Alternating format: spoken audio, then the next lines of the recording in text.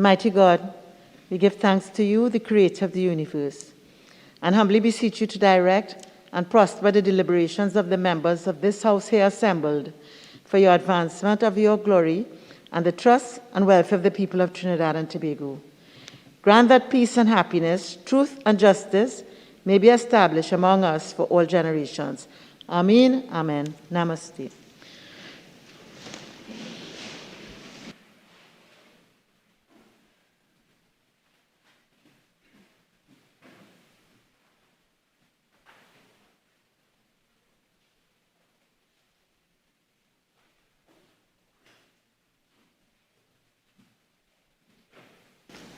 Oath or affirmation.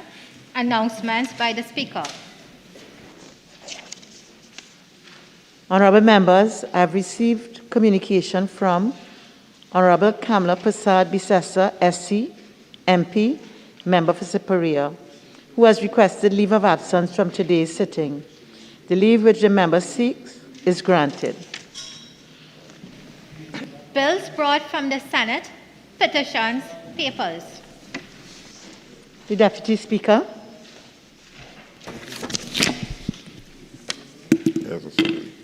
Thank you, Madam Speaker. Madam Speaker, I have the honor to lay the following papers. Number 1, the notification of Her Excellency, the President, in respect of the nomination of Mr. MacDonald Jacob for appointment to the office of the Deputy Commissioner of Police. Number 2, the notification of Her Excellency, the President, in respect of the nomination of Mr. Mark Hernandez for appointment to the office of Deputy Commissioner of Police. And number 3, the notification of Her Excellency, the President, in respect of the nomination of Mr. Andre Norton for appointment to the office of Deputy Commissioner of Police. Thank you, Madam Speaker. Reports from committees. Prime Minister's questions. The member for Point-à-Pierre.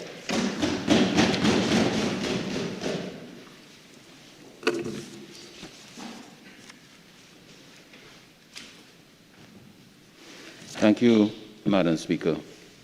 To the Honourable Prime Minister, could the Prime Minister provide this House with a status update on the San Fernando waterfront redevelopment project, which was launched in June 2020 and was supposed to generate employment as well as economic activity for surrounding communities? Prime Minister. Madam Speaker, the San Fernando waterfront project, which, as it is said, was launched in June 2020, which is approximately 9 months ago, is underway. There are a number of components in that project, and they're all underway, except 1 or 2 which are having some issues with the EMA. And on the basis of, as a result of that, we have some further discussions and compliance issues with the EMA, and my last information is that that work is being advanced. So if the member will give the appropriate notice, the relevant minister would be able to give him the actual detail that he's looking for. But it requires appropriate notice. Affairs? Thank you, Madam Speaker. The Honourable Prime Minister, when the project was launched by your government in June 2020, the issues with EMA should have been taken care of. I'm not hearing you very clearly. Sorry, Prime Minister. Follow-up question. When the project was launched, I think by the member of San Fernando West in June 2020, the country was assuming all EMA issues would have been cleared up. Even the PTSC bus relocation, the terminus, has not been done to date, and there no activity has started. Could you clarify when activity will start? Madam Speaker, my answer remains the same, that there are a number of components to the project, and if the appropriate notice would be given, an appropriate answer could be given to satisfy the member. Member for Point-à-Pierre. Thank you, Madam Speaker. Question number 2 to the Prime Minister. Given that the Nikon GTL plant is now operational, and there was an agreement with the state to purchase all the offtake from the plant, could the Honourable Prime Minister state if payments for these products would be made in US dollars or TT dollars? Prime Minister. Madam Speaker, Just for clarification, the agreement between Nikon and the other business operators are still in place. Nikon's arrangement is with Petrotrin Heritage, and Nikon sells zero sulfur diesel, which fetches a premium of 25% above the market price, and it will be sold in US dollars. So it's a US dollar transaction. Member for Point of Peer. Thank you, Madam Speaker. To the Honourable Prime Minister, given that we have a shortage of foreign exchange in the country, are you saying then that the products purchased from Nikon will be paid in US dollars to Nikon GTL Limited? That's exactly what I'm saying, but the arrangement is such, Madam Speaker, that that's only a part of the arrangement. The arrangement between Nikon and the seller is that there's an offtake agreement where Nikon supplies its product to Heritage, to Paria. That product is sold on the international market for US dollars, and then the payments are separated when they come back into the country. It's a US dollar transaction. For Point of Peer. Thank you, Madam Speaker. To the Prime Minister, follow-up. Prime Minister, when do you feel that the low-sulfur diesel that is produced by Nikon would be available for local consumption at the local market? Prime Minister. As soon as the supply is available, it should be available to the local market, because it is meant to be to satisfy the local and the foreign market. The first products have only just come off the plant, so if the member would be a little patient, we expect that we would either use the product locally or sell it, or have a combination of both. But it's an addition to our diversification. Member for Point of Peer. Thank you, Madam Speaker. A follow-up question to the Prime Minister.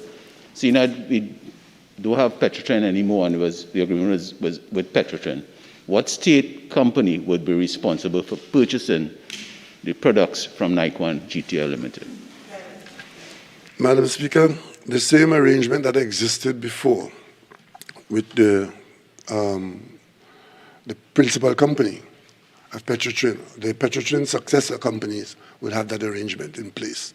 So whether it's Heritage or Petroleum or Paria, Paria is the company that's dealing with fuel. It may be Paria, it may be Heritage, depending if you're blending. But Heritage imports finished diesel, and Nikon's diesel is not for consumption of the plant. It's for blending and improving other diesel. So that arrangement will remain in place, and the market is there both for export and import, depending on what our needs are. Member for Naparima. Thank you, Madam Speaker. To Prime Minister, given Guyana's rise as a regional energy hub and the significant trade and other opportunities that will result, could the Prime Minister provide the House with an update on the proposed establishment of a High Commission in Georgetown? Minister. Madam Speaker, there is no proposed establishment of any High Commission in Georgetown. The High Commission of Trinidad and Tobago in Georgetown has already been established and has been operational since 2019. Madam Speaker, there's a staff in the commission. It has been functioning, and I don't know why a member of parliament would continue to mislead the population in this way. Member from Naparima. In the light of what the Prime Minister said, could the Prime Minister indicate the staffing, or if not, the High Commissioner designate or High Commissioner to Guyana? Which question it is that you want answered? To indicate who is the High Commissioner to Georgetown, given that a mission has been established. Has been asked, Prime Minister. You know, that noise, Madam Speaker, I'm not sure I heard the question. Could you repeat the question, please? Could the Prime Minister indicate who is the High Commissioner from Trinidad and Tobago to Guyana? The commission is functioning without a high commissioner. There's the charge of affair and staff in place. But the high commission is functioning. There's a high commissioner to be appointed, and that appointment will be made at the appropriate time. Member for Caroni Central. Thank you, Madam Speaker.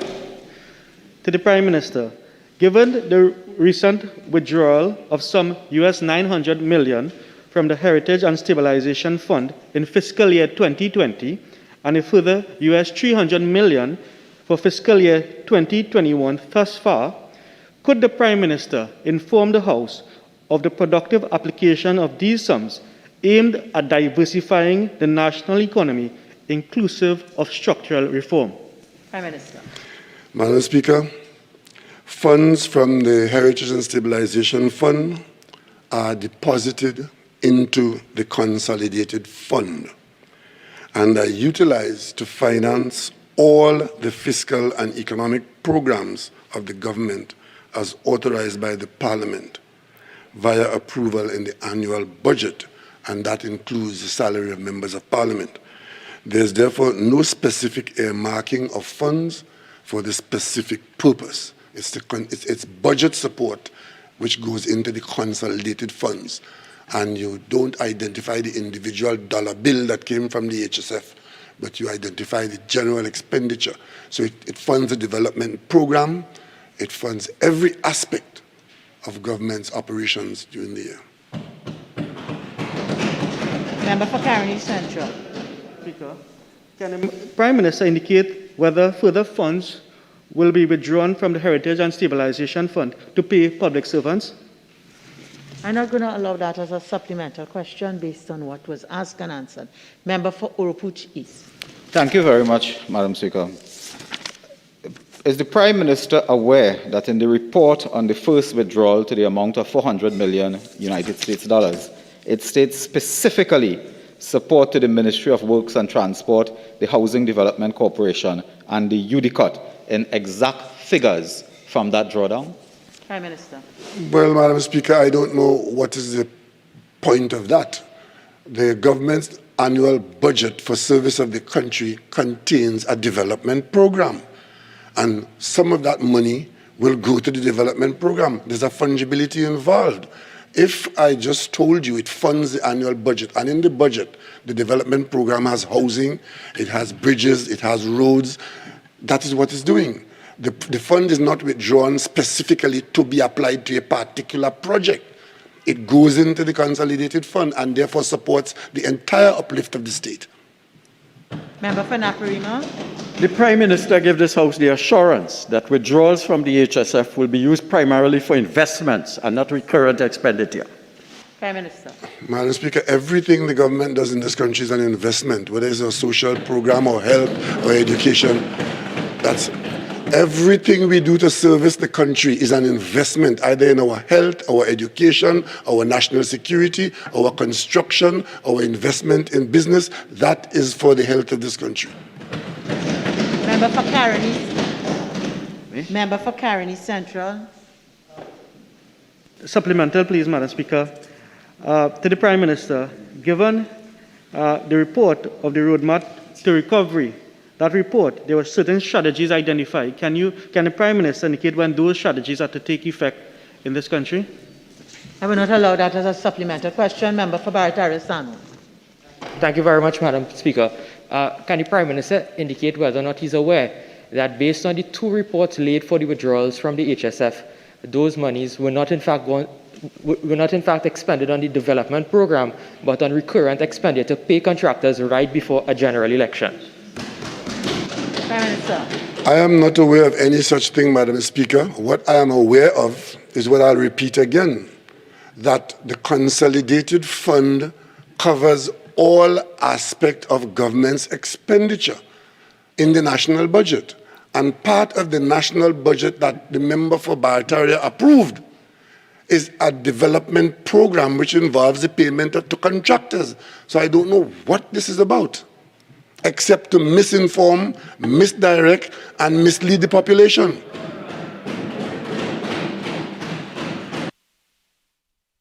For Naparima. Thank you. Since the Prime Minister says that everything the government does is an investment, could he indicate whether the payments of rents on 1 Alexandra Place is an investment? I'm not going to allow that question. Member for Caroni Central. Speaker, could the Prime Minister provide a status update on the legislation necessary to make non-lethal weapons, such as pepper spray, available for use by citizens? Prime Minister. Madam Speaker, the government has stated publicly of its intention to approve pepper spray for the use by citizens. It also indicated in this House, I think it was, that we have got the advice of OLEP, which is the advice we sought as to whether, in fact, it was safe enough to make it widely available. We indicated the answer was yes, we could, and that it would be done with the use of particular permits. This matter has been brought before the Cabinet. It has found favor and has been sent to FNGP to finalize the nature of the permitting that is to be done, and very soon that should be out of the Cabinet and available for operationalization. Member for Oropouche East. Prime Minister, given the gravity of this situation, particularly with the increasing reports of violence against women and girls, has the Prime Minister indicated to the FNGP or any other relevant committee a deadline by which this matter must be dealt with in Parliament and permits can be made available to vulnerable citizens? Prime Minister. Madam Speaker, I wish I didn't have to deal with this, because if my colleague from Oropouche East had dealt with it 8 years ago, right, where the same gravity existed, where women were being attacked and killed in similar fashion, I wouldn't have had to deal with it. But I give the assurance that in very short order, in this government, approval would be granted and the women will have it in their hands. Member for Caroni Central. Thank you, Madam Speaker. To the Prime Minister, could the Prime Minister inform this House of the terms and conditions of the loan agreements made with the Inter-American Development Bank and CAF Development Bank of Latin America, as outlined in the Cabinet Subcommittee report on the Water and Sewerage Authority recently laid in Parliament? Madam Speaker, the member for Princeton, Caroni Central, is hell-bent on misleading the population. This matter was raised in a similar way, and the Minister of Finance came out and told the country that there is no loan arrangement in place with these agencies. It was done by public statement. The member insists on putting that in the media. The Ministry of Finance has, and Madam Speaker, what is worse? The document that he refers to was laid in this Parliament, and I assure you, Madam Speaker, if you look in that document on WASA, which the government laid, you will see no reference to any loan being entered into. What is said in that document, Madam Speaker, for the benefit of any person who read it, is that there is a future possibility of funding operations at WASA in its reorganization with loans that could be had from the CAF or from IDB. This member from Caroni Central has gone out telling people that the action at WASA to reorganize and to improve WASA's performance is as a result of conditionalities that we have made from loans at WASA, at IDB. Madam, nothing is further from the truth. There has been no loan funding arranged. What we have said is that it is a future source, and if future and possible is too confusing for the member for Caroni Central, I simply ask him to stop misrepresenting the facts in this country. Member for Caroni Central. Supplemental, please, Madam Speaker. Madam Speaker, from that report on page 25, these two entities were identified as stakeholders. Can the Prime Minister indicate how did they become stakeholders to the meeting to discuss WASA? Prime Minister. Madam Speaker, I have nothing further to say on this question to the member in misleading people. All that I've said is the fact. There's nothing else to it. Nothing else to what I have said. It's a possible source of funding, future possible funding. So there is no loan in place with no conditionality, and therefore it is quite wrong to be saying that the government's attempt to deal with the WASA problem is as a result of any conditionality of any loan we've entered into. Madam Speaker, the member is confusing the public, and I wish he would stop. Member for Carrick Central. Madam Speaker, I wish to indicate the question was not answered. Would you give me permission to restate the question? Member, the question was asked and the question was answered. You are entitled to ask another question if you wish. Madam Speaker, supplemental, please. I hope I don't get the same answer. Can the Prime Minister indicate whether any arrangement with these possible for future arrangement will be made by public procurement, or the government intend to rely? 1 minute. Just so that we'll be guided as we go forward. Sucking of teeth is not permitted inside of here. Okay? Anyone who feels frustrated, anyone who's intolerant is free to leave the chamber, compose themselves, and return. Member for Carrick Central. Thank you, Madam Speaker. Can the Prime Minister indicate any possible loans with these two entities, whether it will be done by public procurement or whether it will be done using Clause 7 of the recently passed public procurement legislation? I will allow that as a supplemental question, having regard to what was asked and what has been answered. Member for Couva South. Thank you. Prime Minister, could you inform this House if the IDB and the CAF Bank recommended to the Cabinet to conduct a manpower audit into the operations of WASA to determine if workers should be terminated? Prime Minister. My colleague from Couva South is another offender. That colleague of ours has taken ownership of a statement which is completely untrue, that some international agency, and he named, I think it was the World Bank, now he's talking about the IDB and the CAF, as giving the government of Trinidad and Tobago instructions about workers and reorganization. Madam Speaker, the government has said publicly that the member's statement is not true, it's mischief, and we are in no such arrangement, and we are following no conditionality made to us by any international agency. And Madam Speaker, as fast as we repeat it, they come out and, Madam Speaker, I can say no more. Madam Speaker, Standing Order 48.6. The Prime Minister is entitled to his opinion and his views, but he ought not to be accusing members of the opposition as making mischief. That is improper. Thank you. Member for Couva South. Prime Minister, could you inform the House then if the Water and Sewerage Authority has commenced a manpower audit into WASA to determine if workers will be terminated?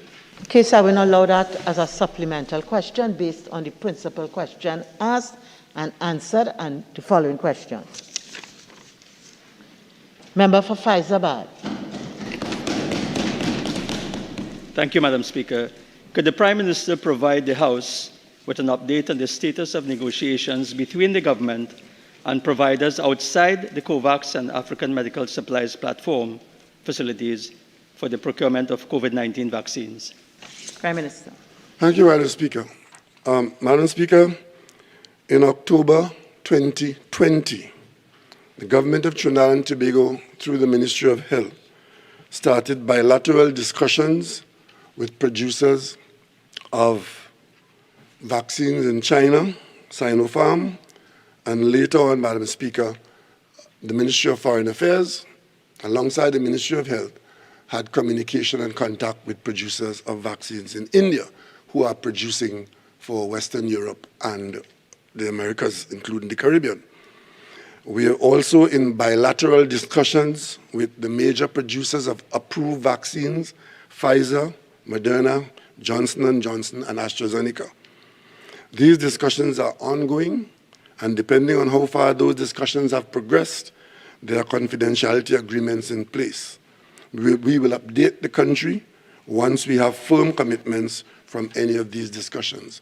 Madam Speaker, as you will know, there are few producers of vaccines in the world, and their supply has largely been contracted out and bought out by large contracts in the major wealthy countries.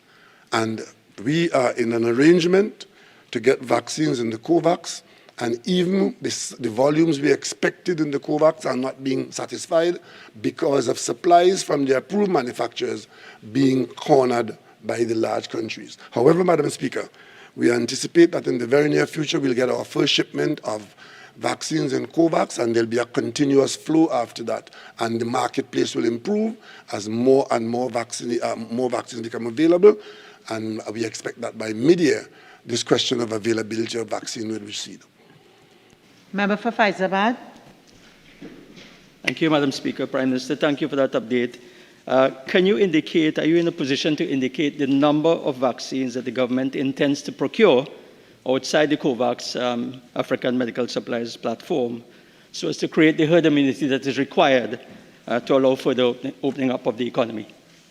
Speaking, Madam Speaker, what we're looking at is getting to a level of vaccinating in terms of actually having people vaccinated is about approximately 600,000 or 700,000, because that would mean we are in the order of between 60 and 75%, and the biology will tell us that that is where we are in the range of herd immunity. However, Madam Speaker, having the vaccine is one thing.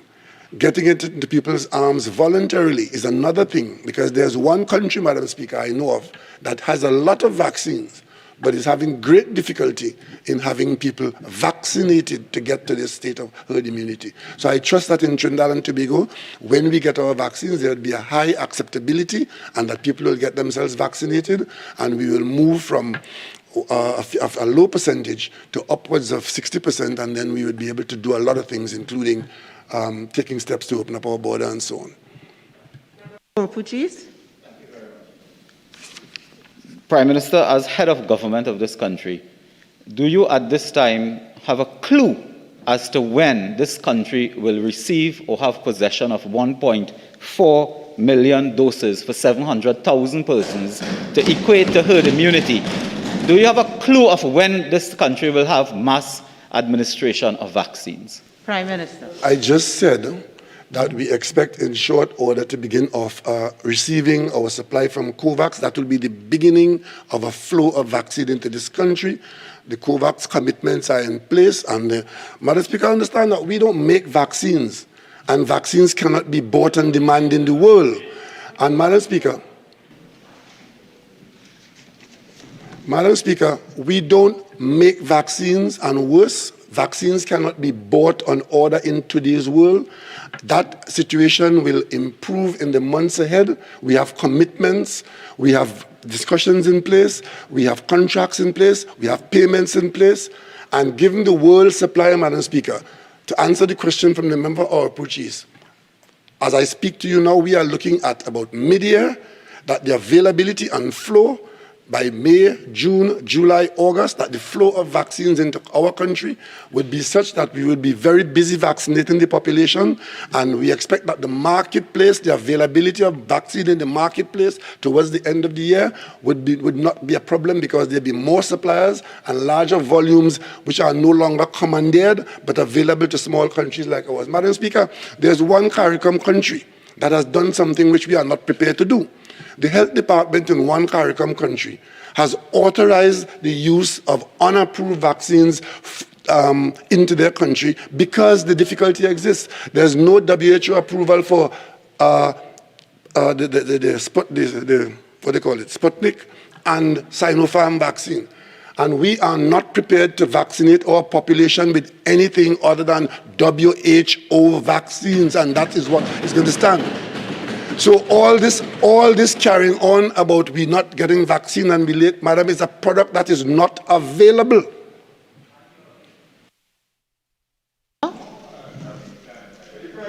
Tell me, as a 72-year-old with comorbidities, when will I be vaccinated? Prime Minister, I'm not going to allow that question. Member for Oropuch is. Could I ask the Prime Minister if the Prime Minister has a specific and precise response to a question? Is there any update on the request made by this government for the provision of World Health Organization approved vaccines from the Republic of India? The answer is no. There's no update. Okay, and member for Caroni East. Thank you. Prime Minister, are you aware that the Moderna vaccine is not WHO certified at this moment? But, Madam Speaker, I am aware, but the countries that produce it provide approval to be used within their borders, and therefore that's why it is not available to people like us, because it's only approved to be used within the borders of certain countries and the countries that produce the vaccine. We can't buy it off the shelf, we can't buy it from the supplier. Business, government business. Bill, second reading.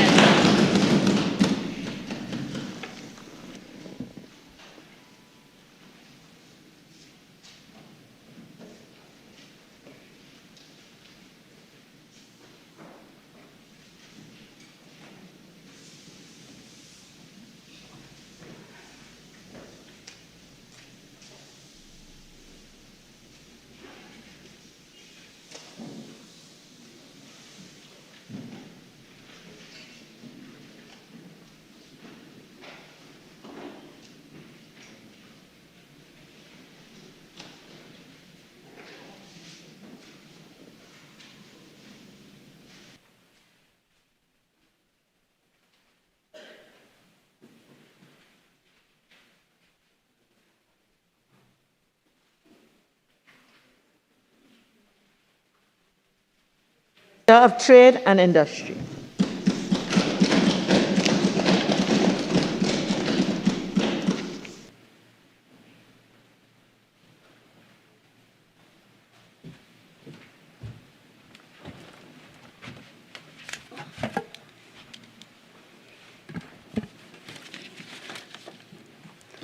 Thank you, Madam Speaker.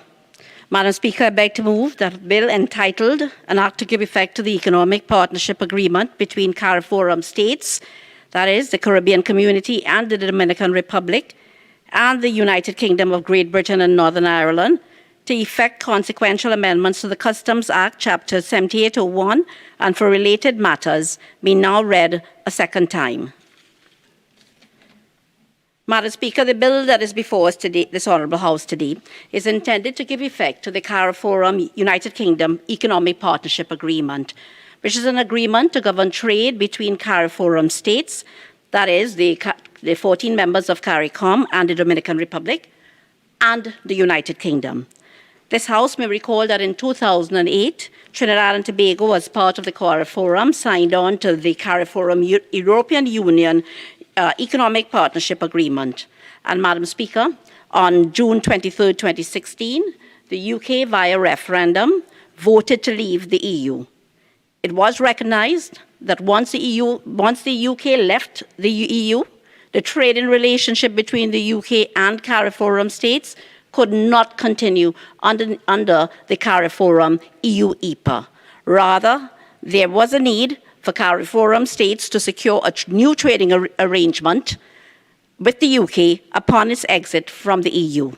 This new agreement would replace the CARIFORUM EU EPA in respect of the relationship between CARIFORUM and the United Kingdom only. In other words, Madam Speaker, the CARIFORUM EU EPA remains in place and would continue to cover trade between Trinidad and Tobago and the other EU member states. And the CARIFORUM UK EPA, which is before us today, would now cover the trade and economic relations between Trinidad and Tobago and the UK.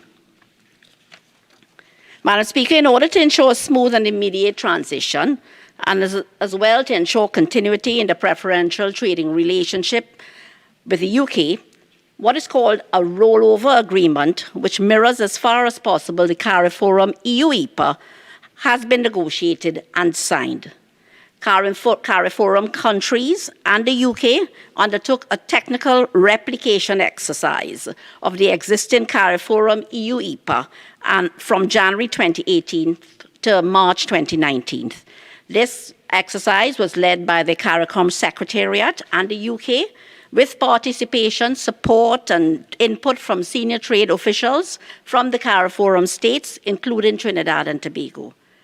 The replication exercise took place under the guideline that any changes made to the text should not modify the substance of the original CARIFORUM EU EPA and should not afford any party more or less preferences granted under that agreement. So it's a true replication. And in that regard, the only technical amendments made were limited to deletion of language or obligations that are clearly not applicable in the context of a CARIFORUM UK agreement, and minor textual modifications to take account of current realities in the context of the CARIFORUM UK agreement. For example, the replacement of the term EC party, and is used interchangeably, EC party, EU party, with the term United Kingdom, and deletion of references to articles relating to the French outermost region, which are linked to the EU, as these are not applicable to the UK EPA. And by the end of the exercise, CARIFORUM states and the UK reached an agreement on the CARIFORUM UK EPA. Trinidad and Tobago signed the CARIFORUM UK EPA on April 1st, 2019 in London. And of course, the signing was by our High Commissioner then in London, High Commissioner London. Madam Speaker, it is to be noted that on December 9th, 2020, Trinidad and Tobago entered into a non-legally binding MOU, Memorandum of Understanding with the UK, which signaled to the UK Trinidad and Tobago's intention to use its best efforts to bring the CARIFORUM UK EPA international law into effect through the passage of the bill before us today. The MOU ends on April 1st, 2021. The signing of the MOU was also as important as it allowed for the continuation of preferential access to the UK market until the assenting of this bill. And Madam Speaker, the agreement is voluminous, and so that there are 1,370 pages, and it comprises a preamble, 6 parts.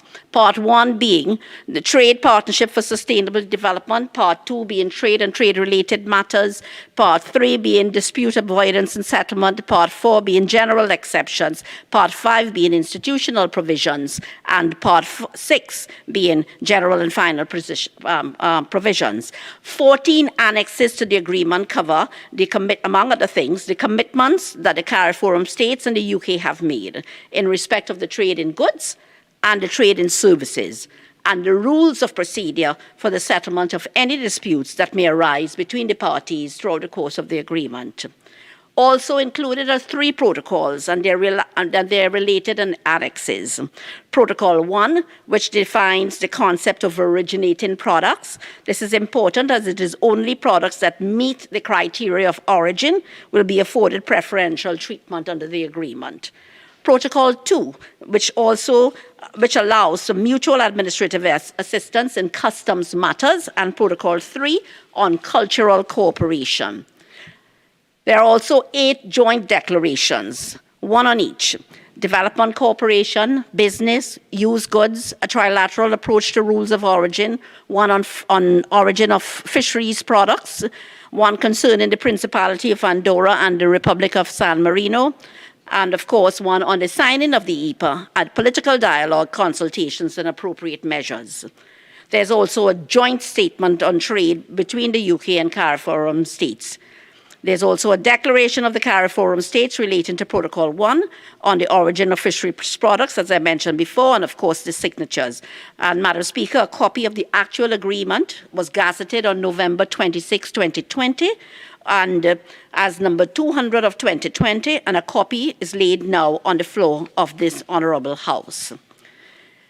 Madam Speaker, the CARIFORUM UK EPA will support government's initiatives to develop and to grow the manufacturing sector of Trinidad and Tobago, as pointed out in our National Trade Policy 2019-2023, identifying the UK market as having untapped export potential for Trinidad and Tobago. And this is important, given that the UK was one of Trinidad and Tobago's larger trading partners within the EU prior to this departure, and our export earnings are clearly shown in the trade data, which states that in 2019, the UK was Trinidad and Tobago's 5th highest export market within the EU, with an exported value of $602 million. Spain, the Netherlands, Belgium, and France would have been ahead.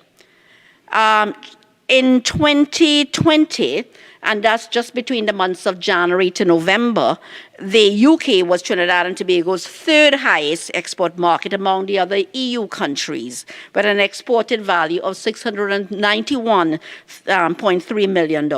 And the passing of this bill will ensure that the preferences accorded to our existing and future exporters will be maintained.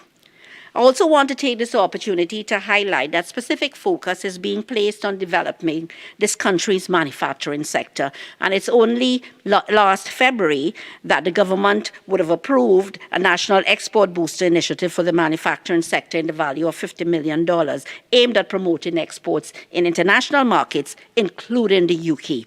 The strategic areas, therefore, covered by the initiative will no doubt tie in to the realization of the objectives of the CARIFORUM-UK EPA, including increased competitiveness and integration into the world economy.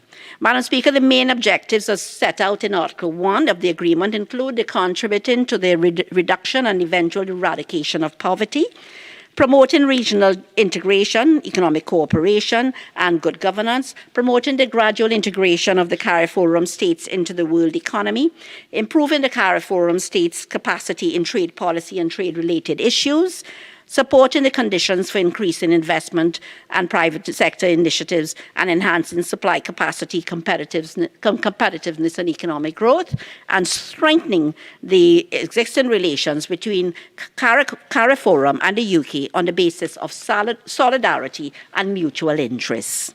So, Madam Speaker, allow me to explain some of the targeted benefits of this trading regime. And the first one is a predictable and permanent trading arrangement. The CARIFORUM-UK EPA has put in place a predictable and permanent trading arrangement for both the export of primary and manufactured goods and services, and the import of much-needed goods that we rely on, such as pharmaceuticals for our citizens, allowing them to be more affordable, and also key inputs into the manufacturing sector, allowing them to be price competitive. Trinidad and Tobago, as part of CARIFORUM, is now guaranteed duty-free, quota-free access for all of its exports into the UK, with the only exception being arms and ammunition. However, UK products entering CARIFORUM states, including Trinidad and Tobago, will be subject to either immediate duty-free access or phased reduction of duties over time. And this liberalization will be gradual. That's the phased reduction, and that is spread over 11 years. And thus minimizing the revenue effect and allowing our businesses in these particular sectors, which were liberalized, the opportunities to build their competitiveness over the medium to long term. So that, Madam Speaker, in our original negotiation with the EU also, there were several sensitive sectors which were protected. And these are, for example, frozen animal meats, fish fillets, shrimp, lobster, milk and creams, butter, cheese, cabbage, lettuce, peas, cassava, potatoes, grapefruit, watermelon, papaya, same as pawpaw, and rice. And I assure you that under the CARIFORUM-UK EPA, these sectors remain protected. And allow me to elaborate a bit on the trade data, which speaks to the strong trading relationship which we are seeking to maintain and grow.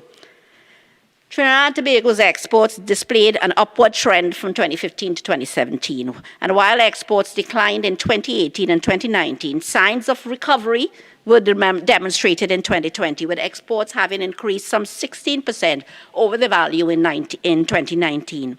Methanol was consistently Trinidad and Tobago's highest exported product to the UK from 2015 to 2019, while LNG, liquefied natural gas, was the highest exported product in 2020.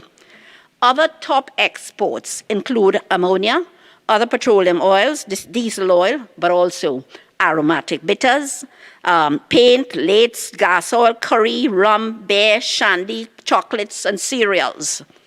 And despite the fall in energy exports to the UK, Manufactured goods showed healthy performance, with further room for local producers to capitalize on the benefits of this agreement. The trend in Trinidad and Tobago's imports from the UK showed a slight downward slope from 2015 to 2017, and thereafter imports increased in 2018 and further in 2019. And the main products imported from the UK would include whiskey, bank and currency notes, books, machinery, appliances, cheese, cars, vehicles, medicaments. Altogether, these preferences received under the CARIFORUM-UK EPA through the UK opened up its market and will allow Trinidad and Tobago's exporters again to establish a market presence for their products in the UK, which is made up of something like 670 million people. The healthy competition in the UK market will encourage local manufacturers to produce high-quality products and to be better able to compete in the international arena. And this will, no doubt, benefit Trinidad and Tobago through increased trade and also foreign exchange earnings. And Madam Speaker, I also wish to add that to promote enhanced use of these preferences, several projects have been undertaken nationally and regionally to promote and facilitate increased awareness of this agreement among the private and the public sectors.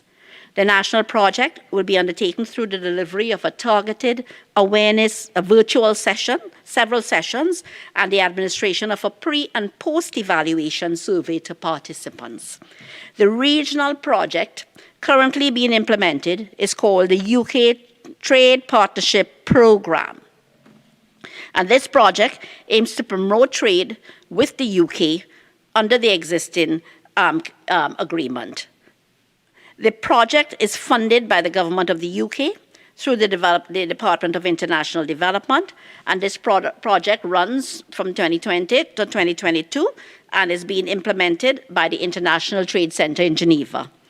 The ITC has launched a survey through its social media platforms, which seek to provide feedback on local traders' pre- and post-Brexit business experiences and the awareness of market access, penetration, and that kind of thing, and all of the conditions provided under the EPA. And I can tell you that the response by the Trinidad and Tobago manufacturers, it just has been overwhelming. It's also very important for me to say this, that the CARIFORUM-UK EPA must be brought into national law through the passage of this bill to ensure continued duty-free access to our country's exports. And I'll tell you why. As the UK recently announced what is the UK Global Tariff, and that took effect on January 1st, 2020. It's similar to our CET arrangements, right? So if we do not move to bring this bill to law, Trinidad and Tobago's products, such as our cereals and our beer and our rum and so on, and the aerated beverage, they will face duties under the UK GT. The second benefit I want to speak to is the permanent trading arrangements of services, and I will speak more to it in my winding up. I'm not sure how much time I would have. That there is a permanent arrangement for trade and services between CARIFORUM and the UK, and our previous trading arrangements with the UK under the EU EPA also provided the same. And this UK EPA, CARIFORUM EPA, will continue to provide favorable opportunities for Trinidad and Tobago's export of services to the UK. And by way of example, this new UK EPA provides a temporary movement, but not exceeding 6 months, of our service providers into the UK market in 29 different sectors. So you're talking about professionals as accountants, tax advisors and bookkeepers, architects, engineers, urban planners, doctors, dentists, vets, midwives and nurses, physiotherapists, paramedical personnel, computer technicians, researchers, chefs, tourist guide services, fashion models, translation and and advertising personnel. But you have to have a contract. So nationals of Trinidad and Tobago who are contractual service suppliers, who wish to supply their services to the UK temporarily, as I said, 6 months, can do so once a contract has been secured with a UK firm. But outside of that, independent professionals or self-employed persons who fall within particular categories, you don't have to have a contract, can also move to the UK temporarily for 6 months to provide such services as they provide their services accountants, tax advisors and bookkeepers, architects, engineers, urban planners, computer technicians, market researchers, management consultants. All All right. There's also another benefit of the support for the growth of the cultural industry. And of course, we have distinguished ourselves in this region in terms of our cultural industry, and we have gained significant international recognition for our artists and our cultural expressions. And this inclusion of Protocol 3 on cultural cooperation allows for the development of the sector's economic potential and places a renewed focus on culture and creativity, which will all foster social cohesion and create vibrant communities, engage our youth, and create jobs and promote the development of both a national and regional identity and create opportunities for collaboration and so on. There's also another benefit in terms of further development of trade-related areas and integration into trading arena. But I want to go to the actual bill, Madam Speaker. Take you through the clauses. It's simple and it's straightforward. Clause 1 is a standard short title clause. Clause 2 is the commencement clause. It provides for the act and the agreement to come into effect on such dates as may be fixed by the President by proclamation. And Madam Speaker, this approach is similar to the one taken in respect of the CARIFORUM-EU EPA Act. And this will allow for the act to come into effect for certain provisions of the EPA, such as those which relate to development cooperation, agriculture, trademarks, GIs, geographical indications, copyrights, tourism services, innovation and market access, just to name a few, to come into effect as fixed by the President by proclamation. And for other provisions of the EPA, and this is important to know as well, to come into effect on dates in the future by proclamation of the President. And these would include those articles of the EPA in respect of which the necessary administrative, legislative, or other work is to be completed before those obligations can take effect. For example, provisions related to services which require legislative amendments to the Immigration Act regarding treatment of graduate trainees and trained professionals from the UK entering Trinidad and Tobago under the EPA. That has to be done.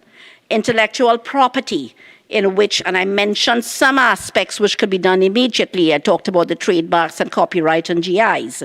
But intellectual property in which there have been many developments, but there's still work to be done regarding genetic resources, traditional knowledge, and folklore as intellectual property rights. And of course, investment and data protection, in which steps are being taken to develop legislation. And these are the types of articles, Madam Speaker, that will come into effect at a later date.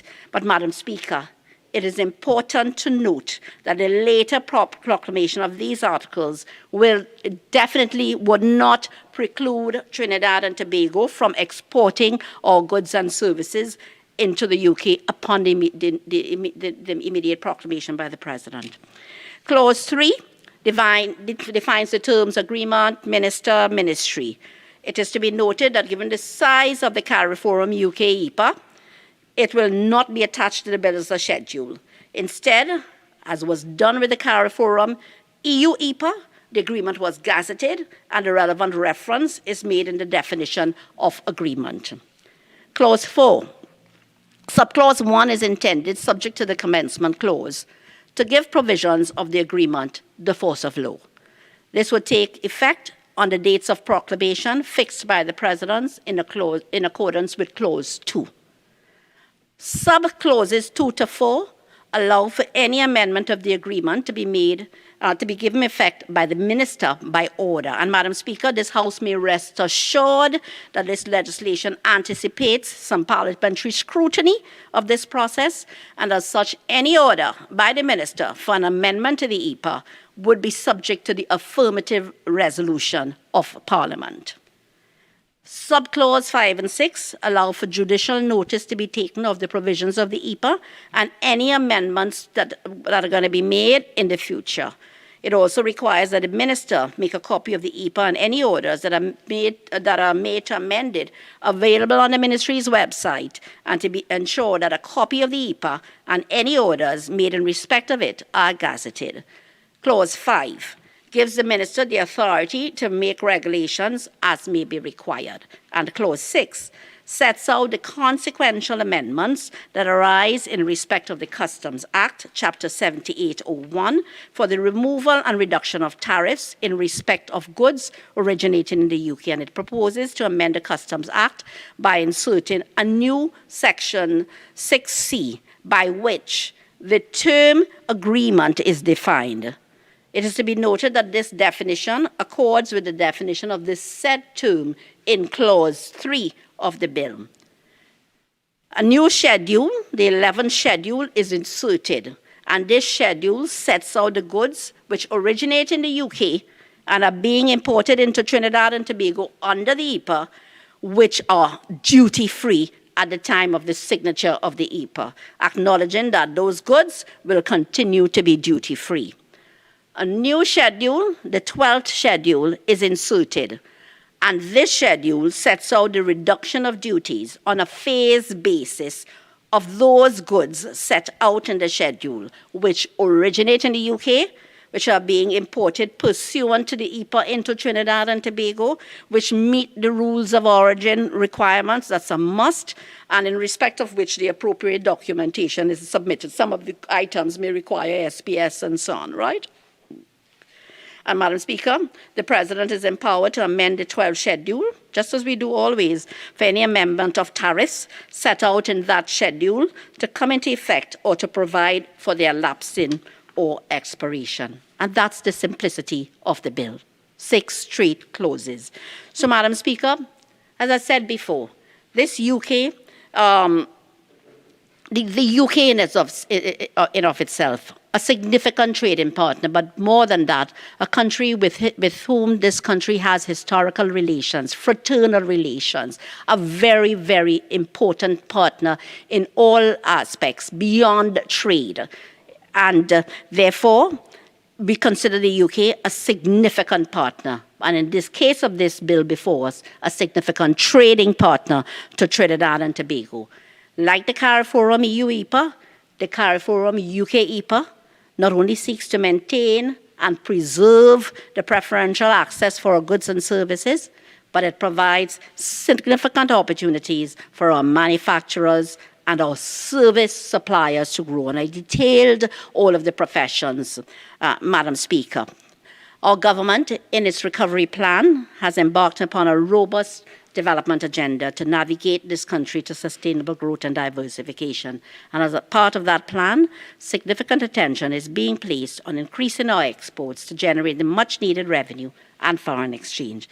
There is great potential for increased exports as well as new product exports from the non-energy sector under the signed CARIFORUM UK EPA.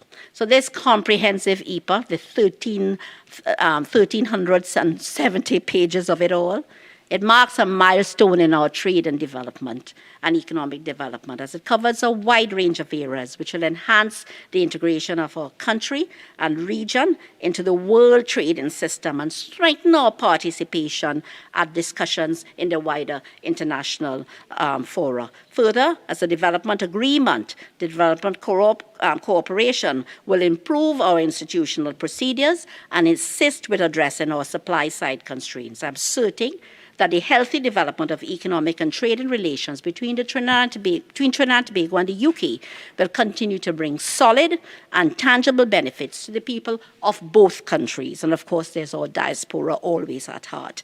And by bringing this piece of legislation, Madam Speaker, the government of the Republic of Trinidad and Tobago seeks to implement the EPA so that the benefits which are available to our citizens under the agreement can be realized. Madam Speaker, I therefore commend this bill to this Honourable House, and I beg to move. Thank you. Honourable members, I shall now propose the question for debate.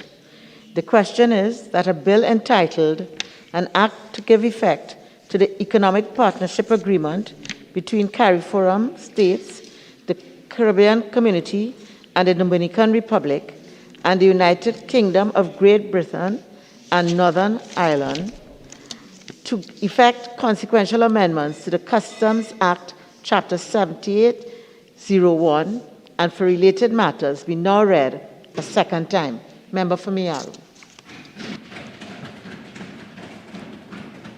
Thank you very much, Madam Speaker. Madam Speaker, thank you for allowing me the opportunity to respond to the Honourable Minister of Trade, as the Honourable Minister has just laid this very important bill in this House. Madam Speaker, the bill paves the way for the implementation of an asymmetric bilateral trade agreement between the 14-member CARICOM states and the Dominican Republic and the United Kingdom to ensure that there is continued trade benefits for the region post-Brexit. Madam Speaker, this bill, as the Minister said, contains 6 clauses and 2 schedules, and the document that was laid before us for review, it's 364 pages, and those 2 schedules have, in my estimate, about 500,000 products and services that is going to be within this bilateral trade between Trinidad and Tobago and the CARICOM states with the United Kingdom. Madam Speaker, I want to agree with the Honourable Minister that the bill is a straightforward bill, but in my view, Madam Speaker, it is not a simple bill. Because when you look at the entire agreement, which was not before the House, but you had to take a read of the entire 1,000-page document which the Minister referred to, this bill interferes with components of our financial sector, our economy, serious issues of trade, high impact to the manufacturing sector, it impacts the small business sector. Clearly, it affects our petroleum sector, our petrochemical sector, our agricultural sector, pharmaceuticals, materials and constructions, motor vehicles. Madam Speaker, by 2033, from Buttons to Bentleys will have duty-free access into this country. Madam Speaker, that, while it's a good thing, because it means that Trinidad and Tobago, by virtue of a bilateral arrangement, any item that has access into the UK or vice versa, it's a good thing.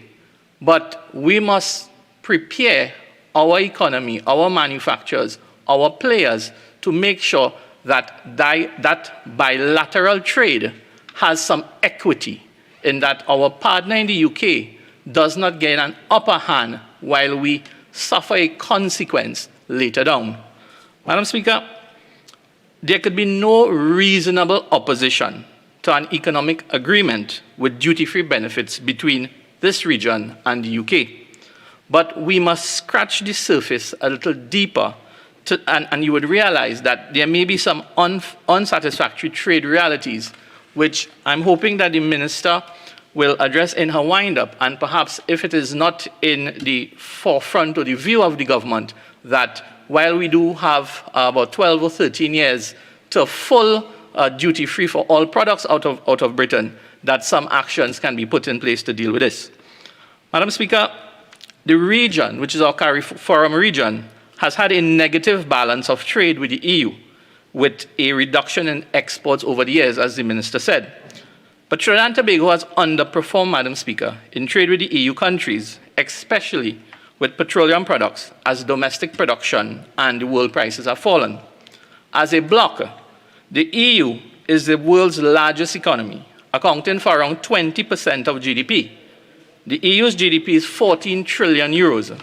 Yet, Madam Speaker, Trinidad and Tobago has only nominal trade ties and a balance of trade deficit with the EU nations.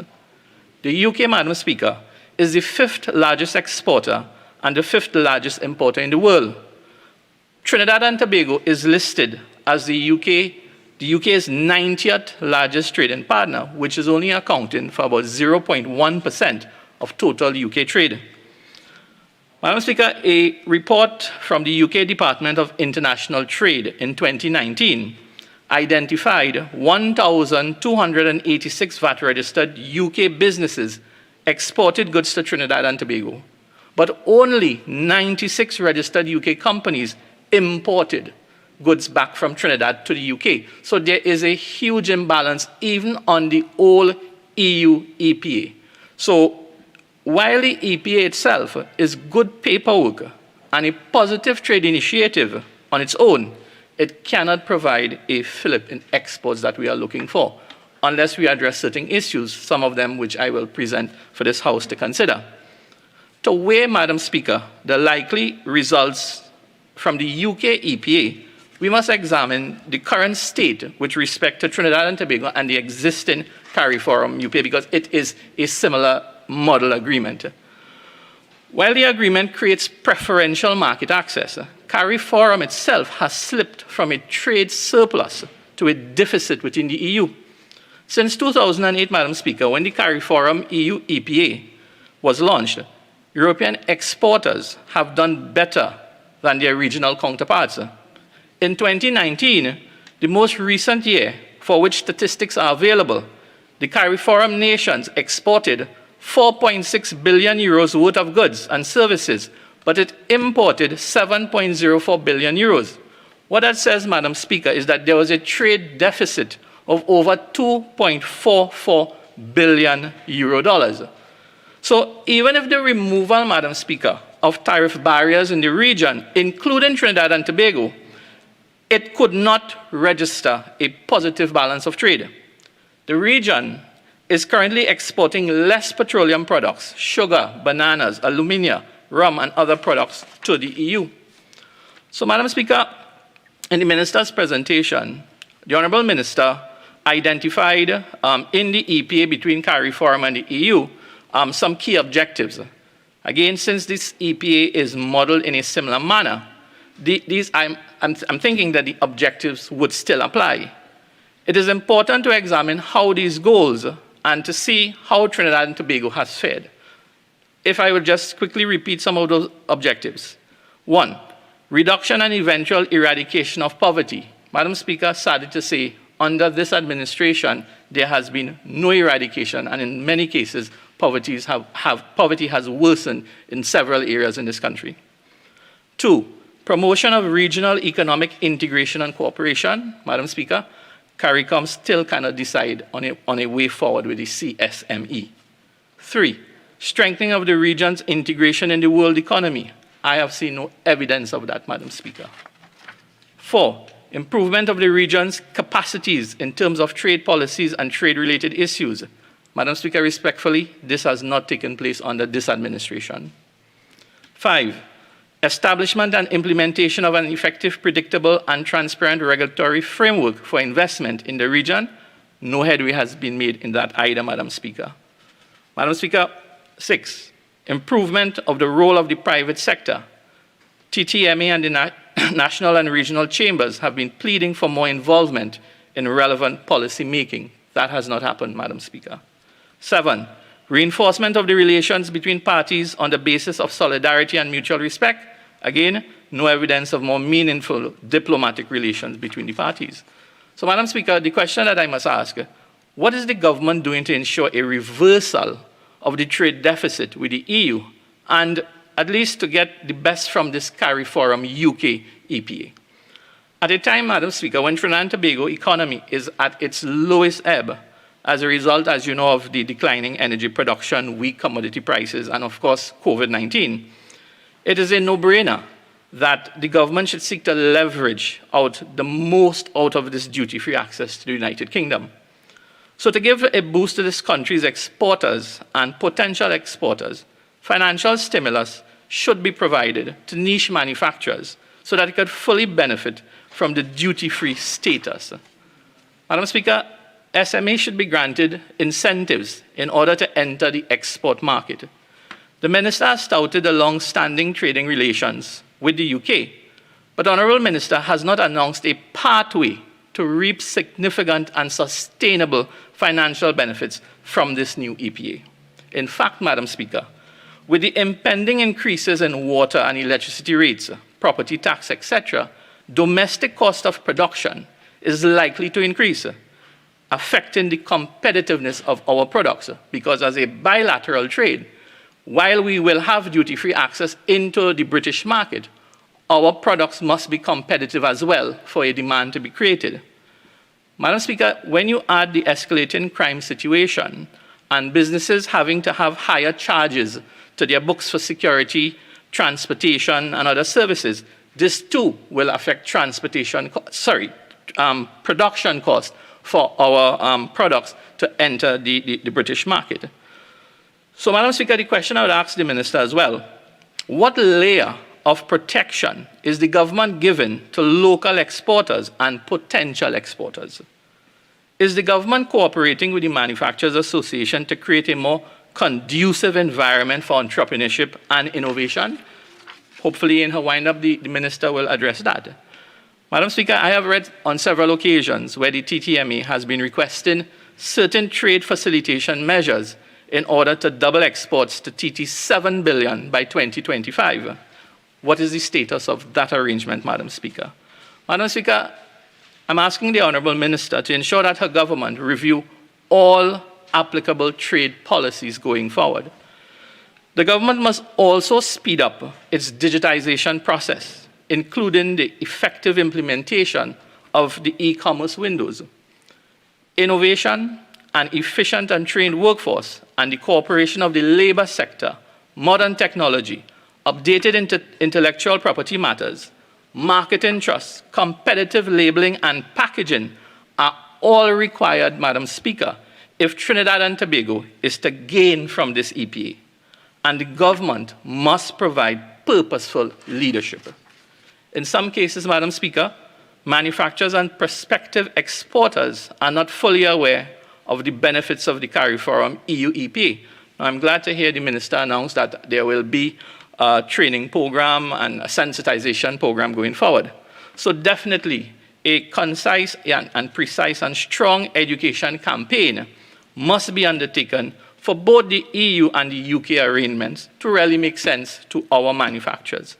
Some exporters, I suspect because of the lack of knowledge, they have opted for nearby markets, smaller economies, really strangling their ability to grow their sales as well. But Madam Speaker, they may be passing up opportunities for this large European market. As the Minister identified, it's about 650 million people, if I heard her correct. In addition, CARIFORUM countries should collaborate with each other in defining common goals. Madam Speaker, I think the CARICOM countries that form the CARIFORUM group and Trinidad and Tobago ought to take a leadership role in having this conversation. They should really pool resources in tackling some of the structural challenges and in improving the business environment of the bloc itself. On that score, Madam Speaker, strengthening the Caribbean CSME would assist regional countries with respect to the EU and the UK EPAs. Madam Speaker, the Honourable Minister spoke very importantly about the contribution of the energy sector to our trade with Great Britain. But even though our sector remains the mainstay, our energy sector remains the mainstay, the government, Madam Speaker, respectfully, is really dilly-dallying while the production declines and export market dwindles. The slow privatization process, which the government is currently looking at Petrotrin, has really become a scandal. And if we can't sort that out in the shortest time frame, Madam Speaker, a huge market potential in the British market is going to be affected. I know my colleagues who will speak after me may touch on some of that as well. Madam Speaker, it is clear that a lot of piecemeal policies and incentives have not achieved their intended purposes in that energy sector when you look at the whole sector. There's another urgent energy export issue which I think will play a very important role in managing this EPA going forward. The British Prime Minister, Madam Speaker, Mr. Boris Johnson, told the 2020 Climate Change Conference that his government would move to end taxpayer support for fossil fuel projects overseas. Madam Speaker, that is a concern to me because this could mean an eventual rollback of investments in Trinidad and Tobago by British energy companies. And as you would know, BP, it's a British company, and they have one of the largest energy investments in Trinidad. How would that decision by the British Prime Minister affect our EPA going forward? Perhaps the Minister can speak on that in her wind-up. So, Madam Speaker, if that happens, this is going to hit Trinidad and Tobago where it hurts most in our pockets, leading to reduced taxes, greater foreign exchange crisis, lower employment, and setbacks for the downstream services sector. Madam Speaker, I do not believe that I've heard the government respond in any formal way to this issue of the British Prime Minister's decision with regards to that carbon emissions policy. Madam Speaker, the Minister spoke briefly also about trade in services, which forms part of the overall agreement. Trade in services to Europe, Madam Speaker, is mainly in the area of tourism, which was declining even before the COVID-19 virus. There was a 1.9% decline in arrivals of Europeans to CARIFORUM countries in 2019 compared to the previous year. Madam Speaker, according to the Trinidad and Tobago Immigration Division, the number of European visitors to Trinidad and Tobago fell from 64,877 in 2014 to roughly a little over 50,000 in 2019. So about 30,000 British nationals visit Trinidad each year, and when they come, they bring their money, they spend, we earn foreign exchange. But there are two things that has been affecting British travelers, and only the government can address it to fix it. The British authorities have been warning about crime and a health release in this country. In a recent travel advisory issued on January 8, 2020, just before the COVID-19 outbreak, Madam Speaker, the advisory painted a very dire picture about the state of security in this country. You know, they spoke about crime in Port of Spain, terrorist attacks, and so on. But this is something that the government must address, because if we are going forward with this bilateral trade and we are allowing all these goods duty-free access into Trinidad, our tourism capacity, dealing with that issue of the perception and the fear of crime in this country, the government must address that, because we want to get the most out of the tourism capacity that we can pull from not only Britain, but the entire European community. Added to that, Madam Speaker, there was another travel advisory concerning there is a risk of mosquito-borne illness in Trinidad and Tobago. The UK Health Authority had classified Trinidad and Tobago as having a risk of the Zika virus transmission. The TNT government, as far as I'm aware, and perhaps the Minister of Health could advise, that they have not advised the British government that Zika is no longer an urgent health matter in this country. If it is, perhaps the Minister can advise. So those two things, Madam Speaker, it really dampers and hampers how we get a flow of people from the UK, from Britain, from the European Union into Trinidad and Tobago as part of that bilateral arrangement to get money for us to earn income in Trinidad. Madam Speaker, it's another example of the government's sloppiness in dealing with some of these things, and I urge the Minister that, you know, these things must be addressed at cabinet level to make sure that this 2033 timeline of access of goods and services into Trinidad and Tobago, that we really deal with these matters. Madam Speaker, with regards to trade with the European Union countries in cultural services, such as musicians, fashion models, designers, I think the Minister spoke briefly of that, there's a reason for the low trade in that area, and these are all potential revenue earners for Trinidad and Tobago. The reason for that is that several providers in my research face difficulties with respect to issues like visas, language barriers, language certification, and other key issues. So my question to the Honourable Minister, if we are going to look at all these areas to bring business to Trinidad or to carry our services to the United Kingdom and earn revenue, is the government seeking to resolve these problems through services and cultural protocols with the UK and the EU? I read in the... Remember, I keep hearing you bringing in the EU. Remember, this is not... A bill does not deal with the EU. So I've allowed it where you sort of try to show a comparison, but the road you're going down now, I suggest you deal with the UK. This is what this is about. So, Madam Speaker, I will just rephrase. I'm asking the government to resolve these problems through services and cultural protocols with the United Kingdom. I read in the agreement documents and in some news reports, Madam Speaker, that our High Commissioner to London did the signing on our behalf of this particular agreement. So my question is that the Minister, through the Minister, is what is the TNT High Commissioner in London doing or putting in place to resolve some of these issues regarding our cultural services, musicians, and so on? who are experiencing these problems. Madam Speaker, the new EPA really offers an opportunity for our cultural ambassadors to peddle their goods and services in Britain, a country which Trinidad and Tobago has a long-standing history. What is the government going to do to guarantee a level playing field and greater opportunities for our locals? Hopefully the Minister can address that in her wind-up. The EPA, Madam Speaker, will create, I think it's supposed to create easier investments with the CARIFORUM states. But still, as of today, Trinidad and Tobago has not been able to attract any investments through those arrangements, through those EPAs over the last 5 years. So my question is, are we to expect any difference going forward since both agreements are complementary? The PNM has made Trinidad and Tobago very unattractive in terms of investments because of decisions made in our economic space.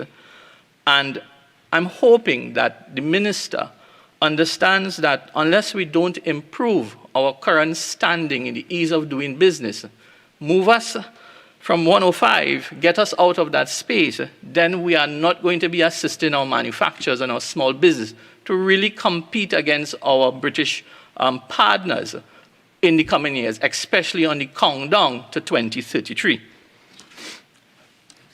Madam Speaker, I must say that between the period of 2010 to 2015, the Kamala Persad-Bissessar administration had made Trinidad and Tobago one of the most competitive and attractive investment destinations, and our country reaped the financial rewards for that good work.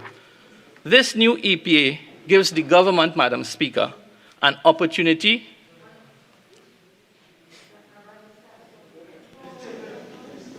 No, we speak with... Sorry. 48-4, Madam Speaker, is imputed improper motives. No. Please continue.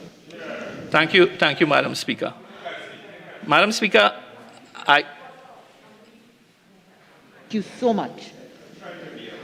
Thank you.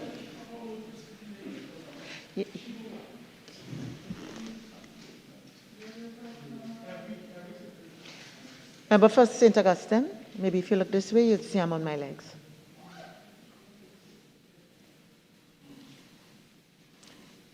In the light of this week over South, your readily assistance may be taken in the wrong light.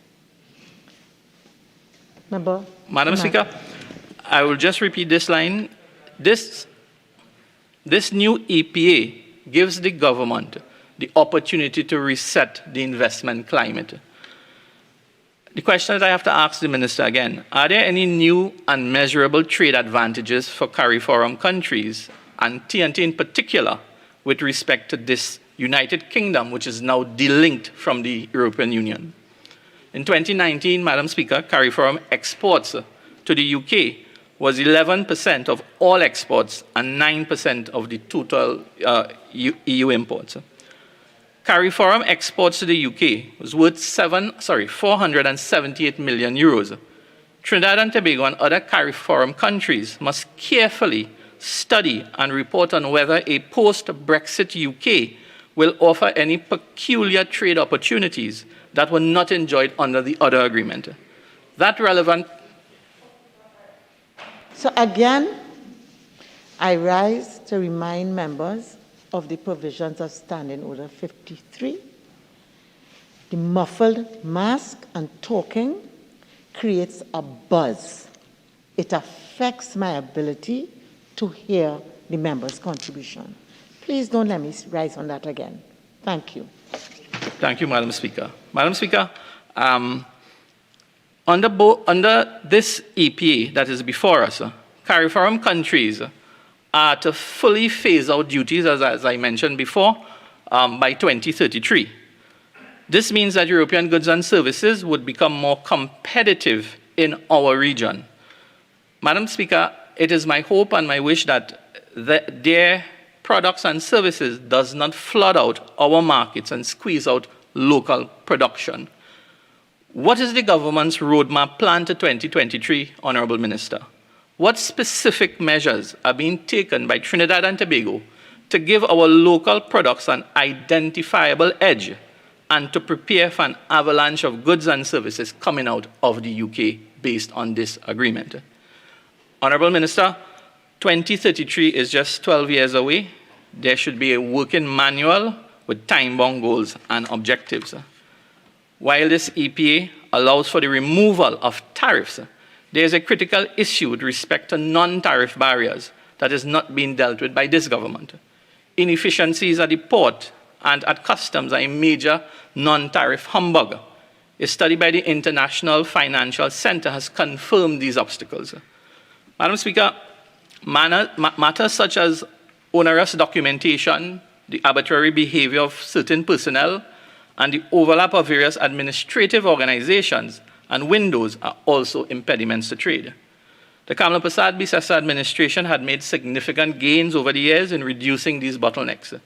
The government must build on that through legislative review and reforms and the use of TT Bizzling system, new scanners at the port, and other effective measures.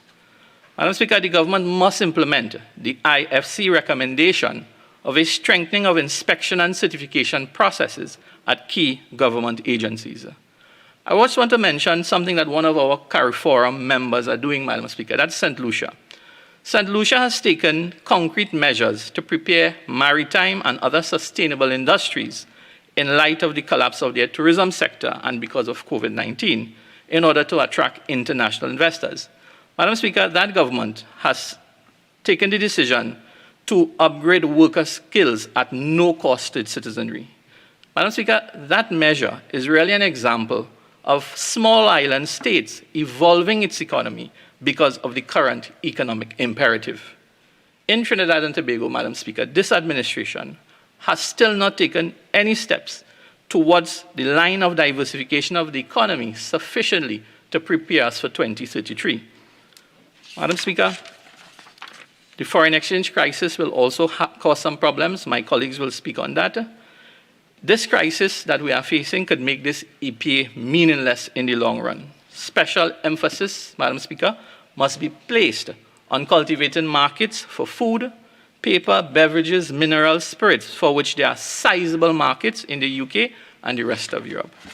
So, Madam Speaker, in the couple of minutes that I have left, I just want to raise one last item, the issue of the blacklist from the European Union.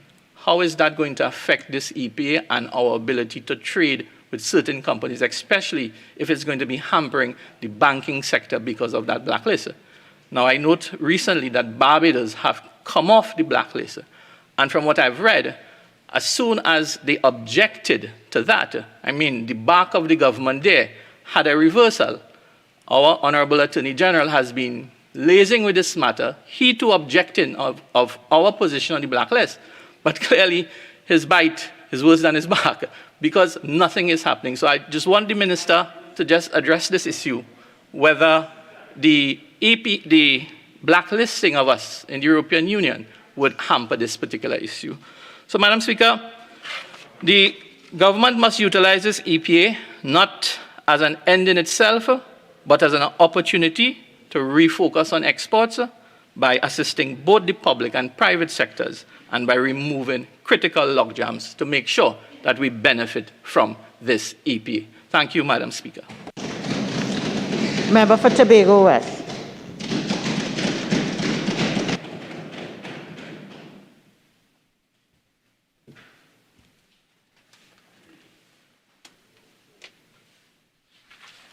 Thank you, Madam Speaker. Thank you for the opportunity to contribute to this debate.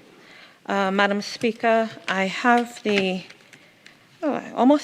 pleasure of speaking after the previous member, but Madam Speaker, I am troubled and concerned as to whether or not the member understands the agreement that is before us or the business that is before the House today.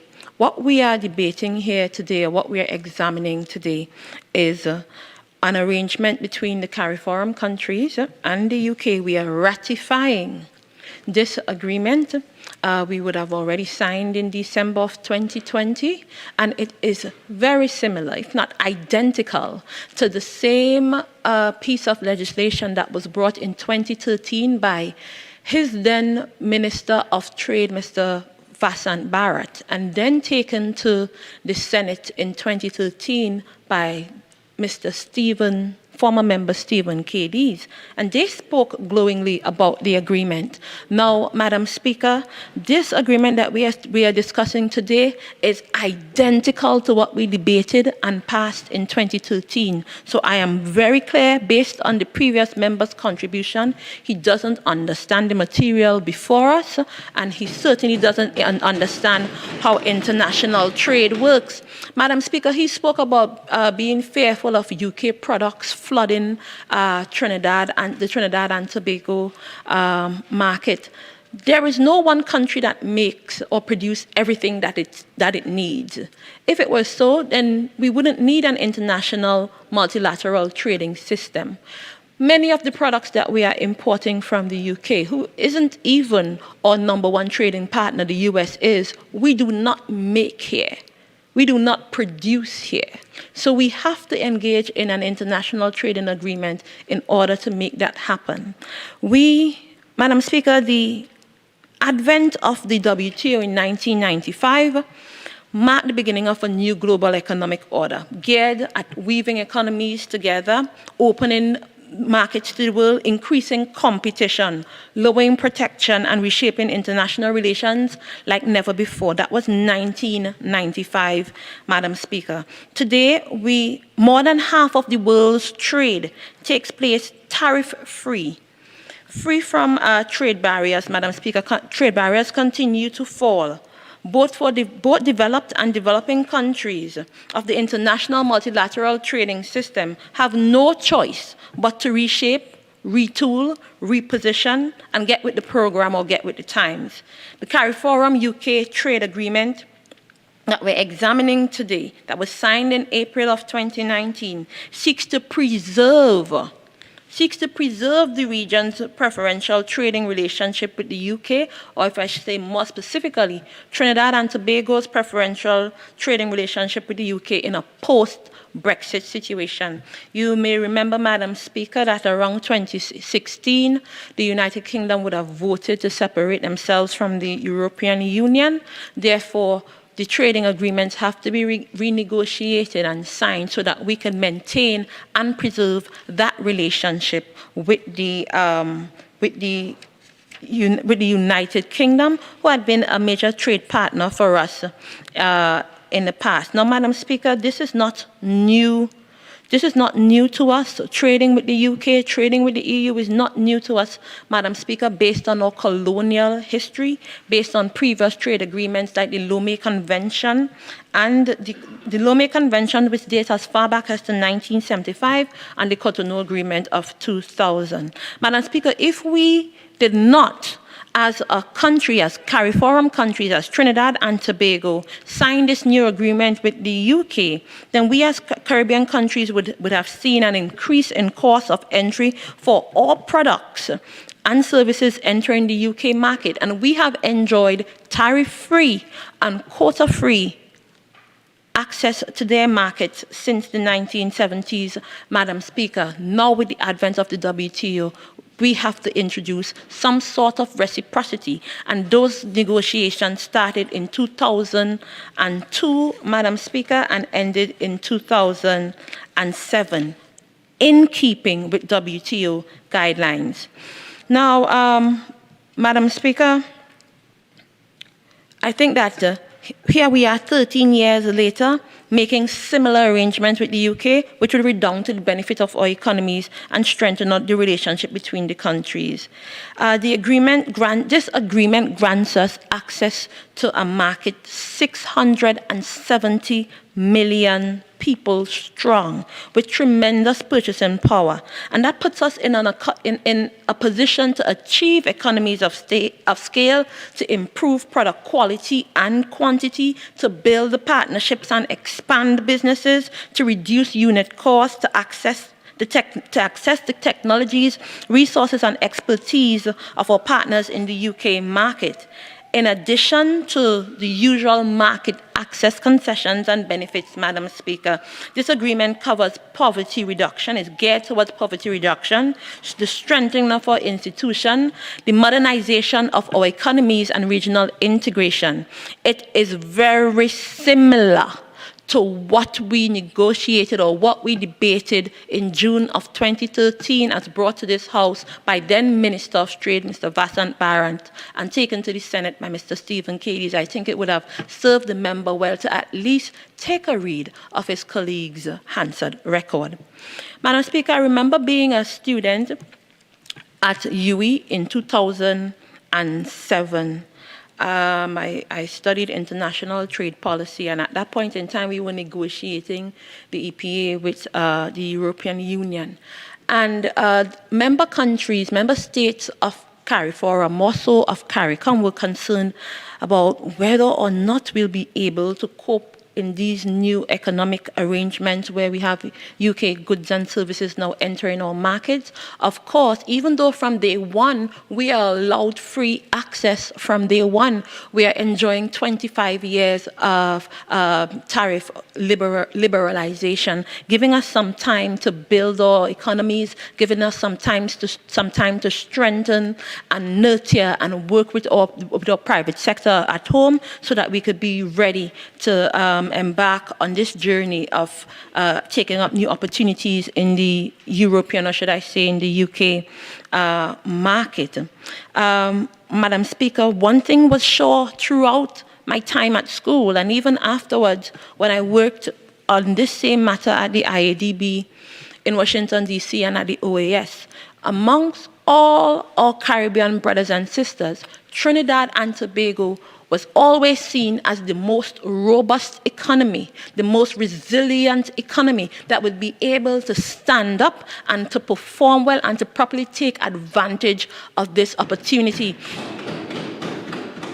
Madam Speaker, a matter of fact, many of our brothers and sisters in the region were feeling like we were moving ahead too quickly and we had this advantage and Trinidad and Tobago was not considering them. But we had been in this position of having a strong, resilient and robust economy based on the work of the People's National Movement over the years, Madam Speaker.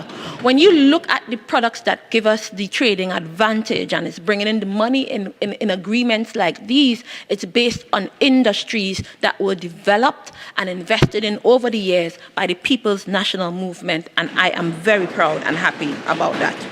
So our government is always working on ways to give our private sector, to give our people opportunities and options. And that is what development is all about, Madam Speaker. So yes, we have access to the EU market, 27 countries, access to the UK market. And even though it's not our #1 trading partner, since the US is our #1 trading partner due to logistics and so on, Madam Speaker, at least we have that option.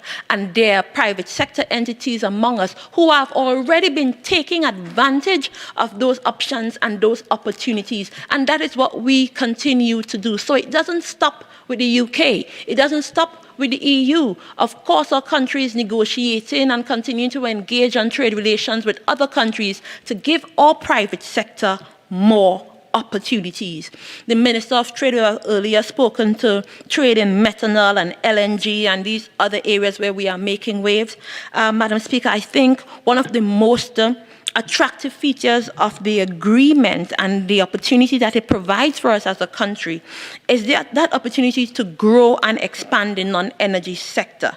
This agreement allows domestic manufacturers to import raw materials and intermediate products at reduced duties, which were previously dutiable from the EU, Madam Speaker.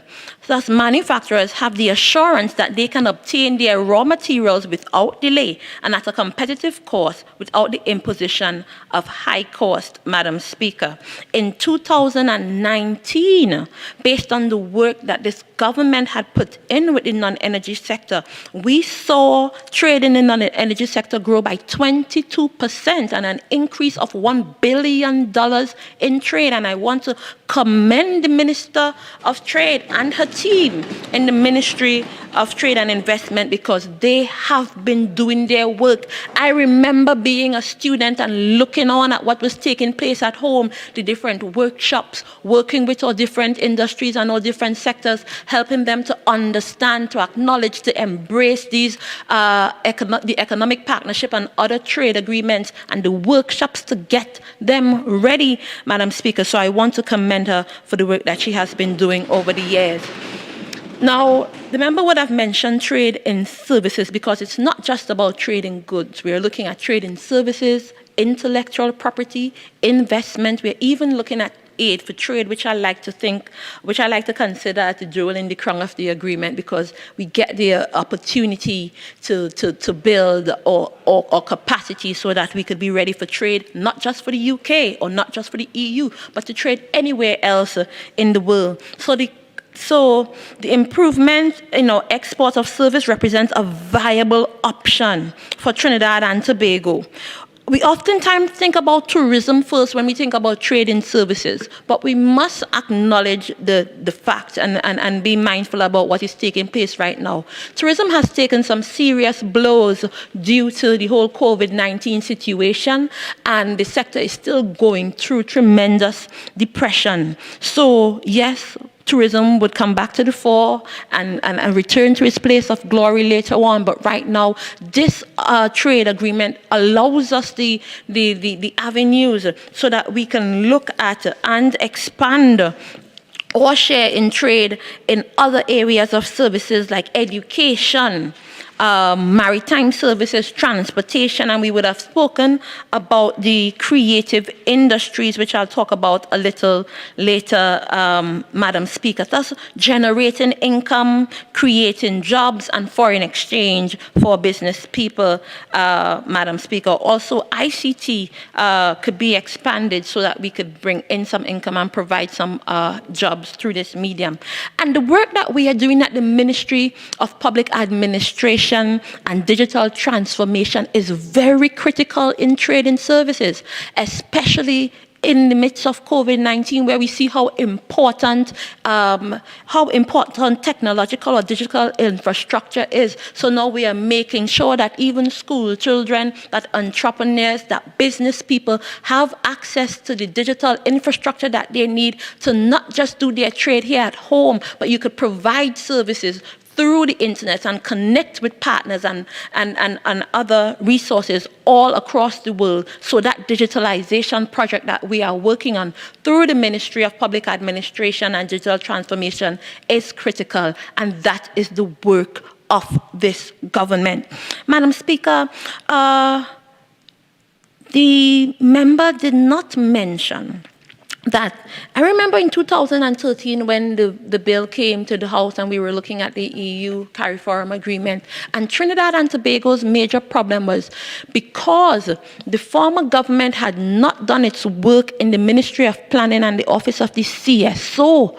We had been behind time and we had not been able to provide up-to-date trade statistics to CEDA and to CARICOM so that we could properly show or trade and or figures and so on to CEDA, to CARIFORUM, to the EU. So there were problems in identifying what exactly is the Trinidad and Tobago position. And if you look at the documents coming out of CEDA and coming out of Caribbean Export, you would see Trinidad and Tobago lagging behind during those years because we did not have the information. I am pleased that the Ministry of Planning is doing its work in collecting the trade data and the trade statistics, because it's one thing to go out there and say you're doing X, you're doing Y, but it must be scientifically driven. It must be based on data. It must be based on the facts so that we could report to our people and we could be better positioned to take advantage of these opportunities of this nature, Madam Speaker. I want to turn to culture and the creative industry because I think, Madam Speaker, this is all gold mine, Madam Speaker. This is our area of strength, and I think that we could boast that this is one of our most viable commercial options in this EPA. And this EPA goes as far to have a whole protocol to deal with cultural cooperation, providing access to funding, to different opportunities so that all all artists at home could link up with those in the UK so that they could take full advantage of utilizing the creative industry as a means of creating jobs and as a means of wealth creation. Over the years, the Ministry of Trade would have partnered with the EU to hold workshops and to hold seminars and to prepare Trinidad and Tobago's creative industry to take advantage of these opportunities. I could speak about there was a program in fashion, in the fashion industry. I think it was called Bespoke, where the Ministry of Trade was working to create, help tailors to create the necessary skills so that they could dominate or have proper access to the UK market and be attractive and competitive. And Madam Speaker, I want to tell the member that spoke before me, don't sleep on our creative industry, and don't sleep on our fashion icons either, because you have people like Christian Buku, like Ted Jones from Tobago, you have Seaweed Designs, you have Shopshari, you have a host of all, you have Ecliff Eli, you have a host of all fashion icons here in Tobago with their products already on the international market. So we have been making waves, and I am happy that the Ministry of Trade has been facilitating that type of activity, preparing our people to get out there.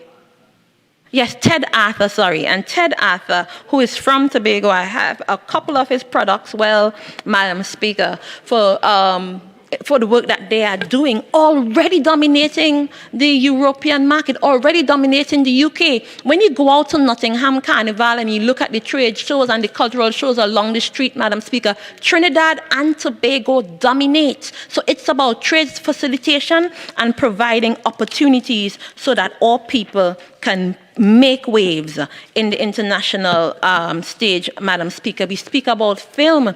The Ministry of Trade would have invested over $18 million to produce over 36 films, Madam Speaker, in 2019.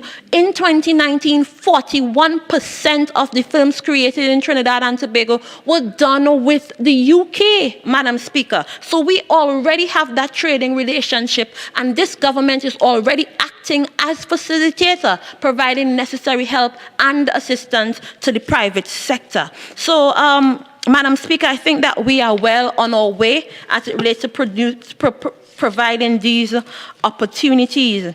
I am pleased that over the years the government has been working with the EU, working with CEDA, working with the Caribbean Development Bank to continue to train and provide information, technical resources to our tradesmen, so that we talk even about the booster program, Madam Speaker, where $50 million have been provided to our private sector in the booster initiative. You have in Tobago over $48 million have been provided to build SMEs in Tobago and to train them, to get them ready to not just trade in Tobago, but to trade in Trinidad and therefore go out to the international market.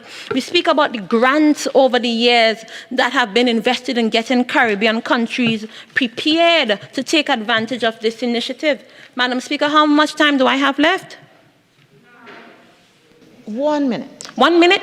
So, Madam Speaker, we have over 21 businesses in Trinidad and Tobago benefiting from the development grant, giving them that extra boost to access the European market, Madam Speaker. So, at the end of the day, the UK being the #1 contributor to the EDF over the years, we know that they are going to continue to make that investment in capacity building. At the end of the day, our commitment as a government is to increasing the markets to which all manufacturers, all traders, all people have access to in the UK, throughout the European Union, throughout the US, Madam Speaker. And this would ensure predictable and permanent trading arrangements for export of our primary manufactured goods. It's about assertiveness, it's about willingness, it's about readiness. As a government, our business is to create opportunities and to prepare you to the best of your ability. We can control only what we can control, but our people and our private sector have to rise to the occasion and take advantage of these opportunities, and this government has done its part in creating these opportunities.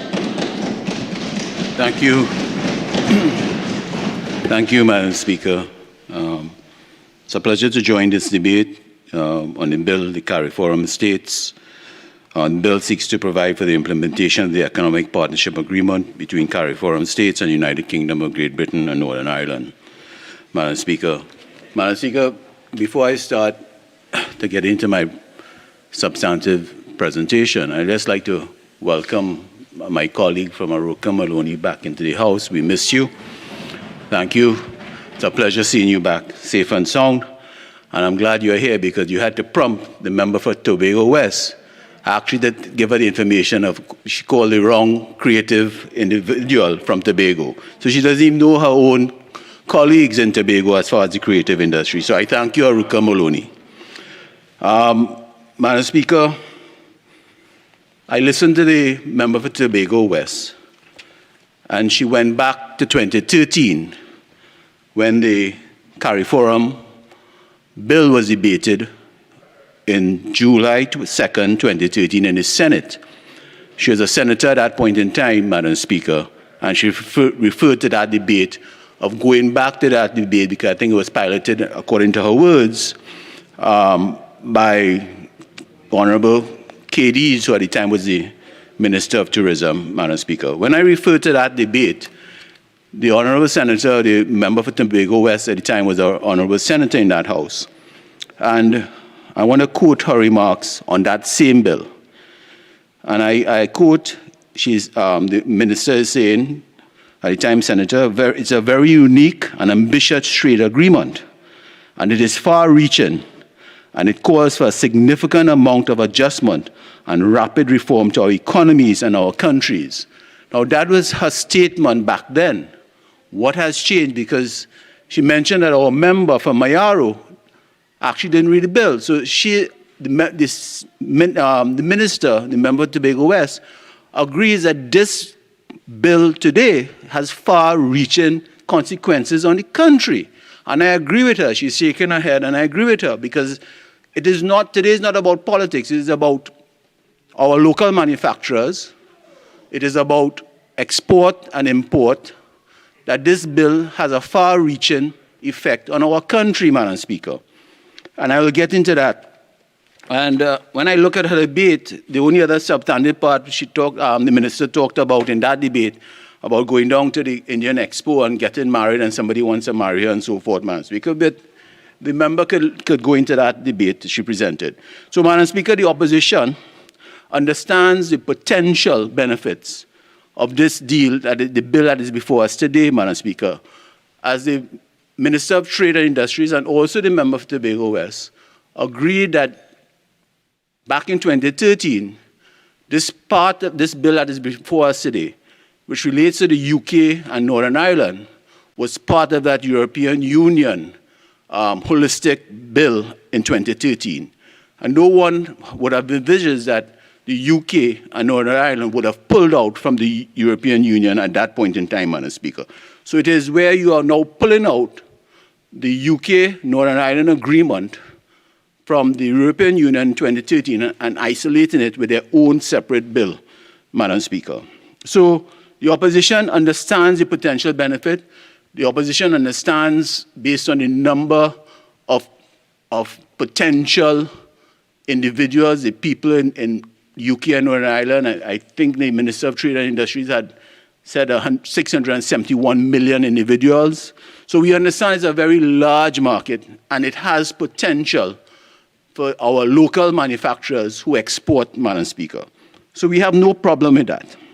The problem that we have, Madam Speaker, is really asking the Minister of Trade and Industries, for the last 5 years, and especially when this bill was signed on April the 1st, 2019, by our High Commissioner in England, what has her Ministry of Trade and Industries done to get our local manufacturers ready for the implementation of this bill that would affect our country, Madam Speaker? And doing research on this bill, I listened to the Minister of Trade and Industry, and she mentioned that the TTMA is very positive about this bill.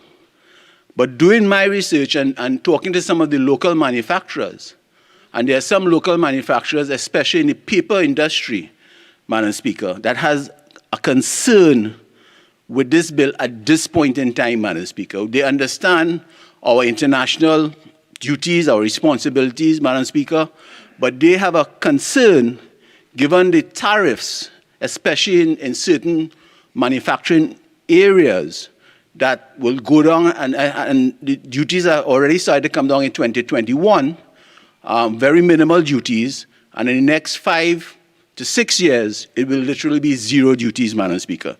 And they have a concern coming out of the COVID pandemic that we are still in, and what has happened to the economy over the last 12 months as local manufacturers, that they are saying that they have a grave concern of this bill coming into play at this point in time, Madam Speaker. So we are asking the Minister of Trade and Industries what systems, what help is her ministry putting in place to assist those local manufacturers. So it's all well and good to say you have access to a very large market in UK and Northern Ireland, but the concern they also have, Madam Speaker, is market access versus access to market.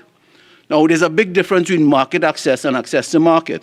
So on paper, you have market access to UK and Northern Ireland. But do our local manufacturers really have access to those markets, Madam Speaker?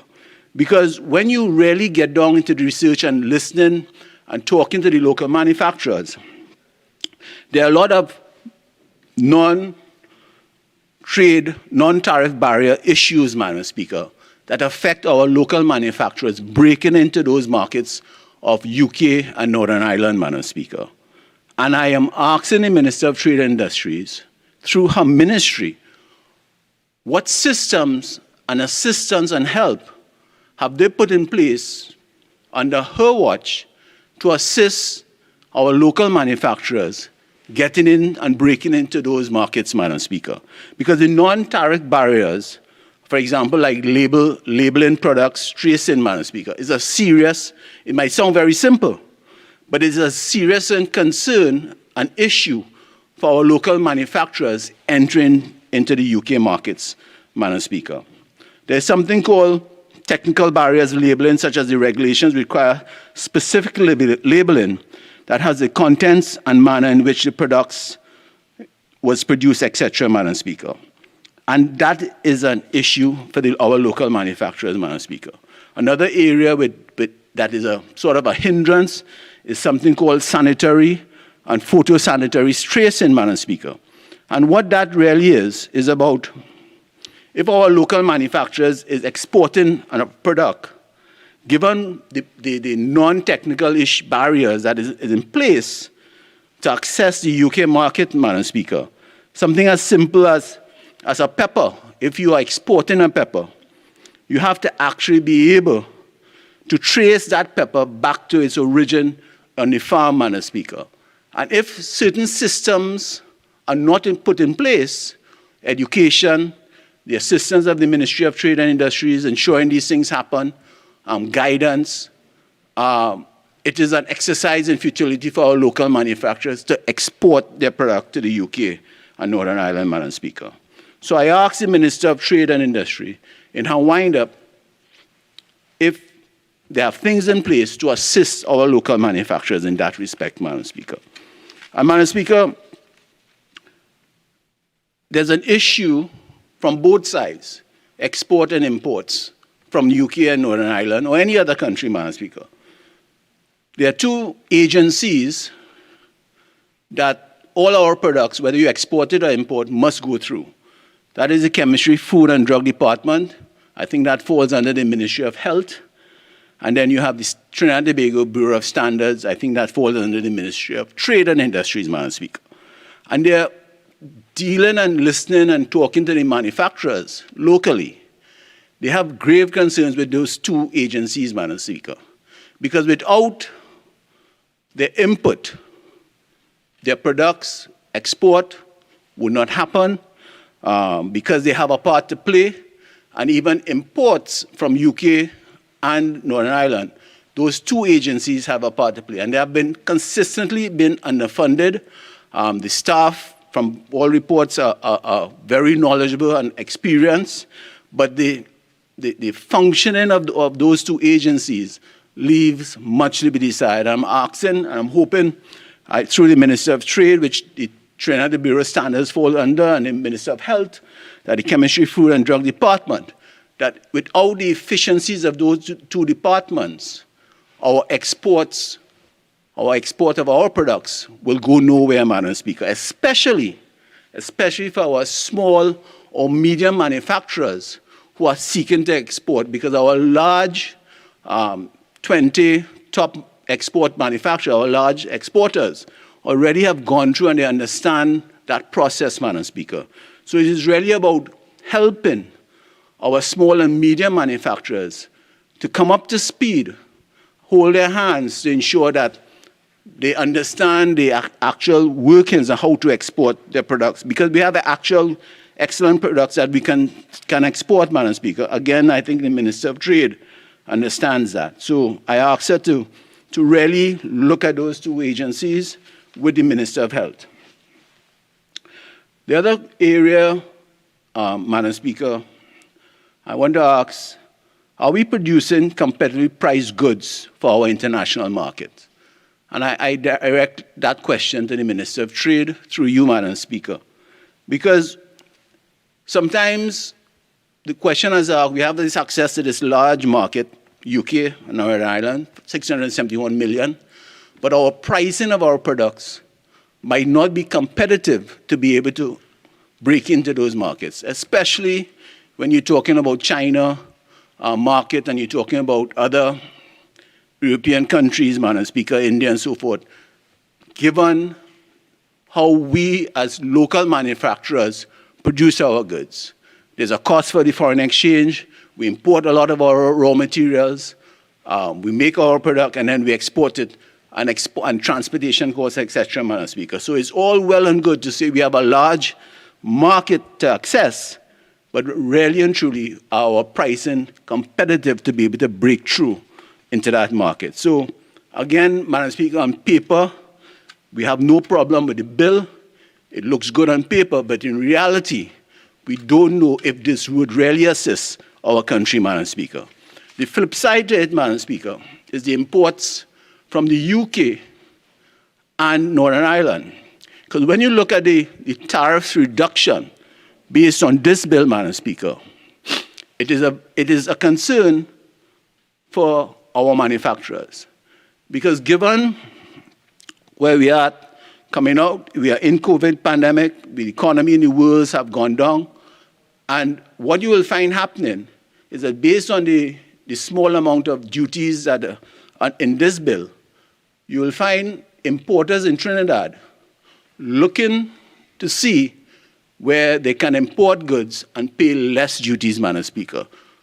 So that you will find what will be happening is that if your traditional countries of import might be USA, and you look at this bill and you see the same product can be imported from the UK paying 3% duties, 5% duties presently as opposed to 20%, you will definitely move over and look and see if you can import those goods from UK at a lesser tariff to be able to survive as a business in Trinidad and Tobago. So that is a concern that we have as a country which will directly impact on our manufacturing sector. And I made the point using a large paper manufacturer in Trinidad and Tobago who has a grave concern with this bill, Madam Speaker.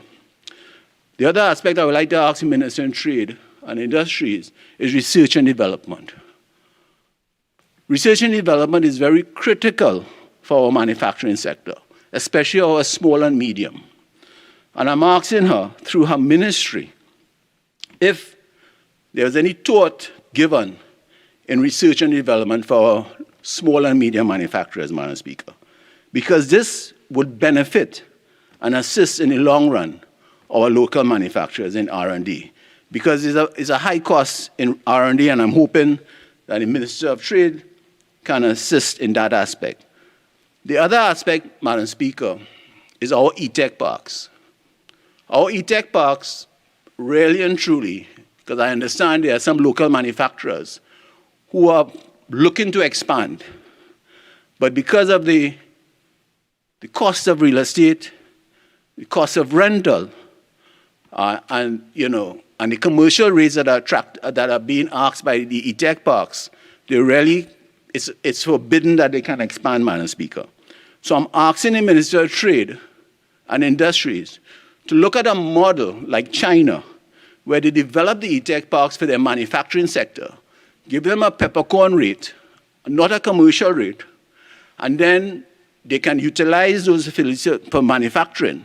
And so then what will rebound to the country will be increased revenues, exports, revenues from taxes, etc., Madam Speaker, as opposed to the model that is used right now of being a commercial landlord and charging commercial rates that really and truly, it is a deterrent for local manufacturers to expand.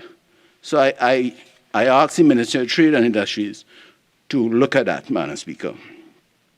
Madam Speaker, and that has a direct impact on revenue and jobs, because in the same Senate debate on July 2nd, 2013, the senator at the time, Senator Alwari, who is now the member for San Fernando West, spoke in that debate on the same CARIFORUM bill. And I want to quote him, and he's correct. The fact that in an agreement that he's talking about that CARIFORUM bill, like this, that revenue foregone by the lower tariffs is going to be sacrificed. However small, however large, revenue is revenue, particularly when you're reliant on energy alone. And the member for San Fernando West at that time is correct, because based on these tariffs, we are going to forego revenue as far as duties are concerned, especially in the economic times that the country is going through, Madam Speaker. And I asked the Minister of Trade and Industry, what is the buffer for that, Madam Speaker? So we understand our international obligations, but as the Minister of Trade and Industry, that should play a part, Madam Speaker. Madam Speaker, I want to turn to a company that was closed down by this government called Caroni Green. Caroni Green was set up for export, especially in the pepper industry, Madam Speaker. And if they had an issue with Caroni Green, they didn't have to shut it down. They could have retweaked, they could have restructured it.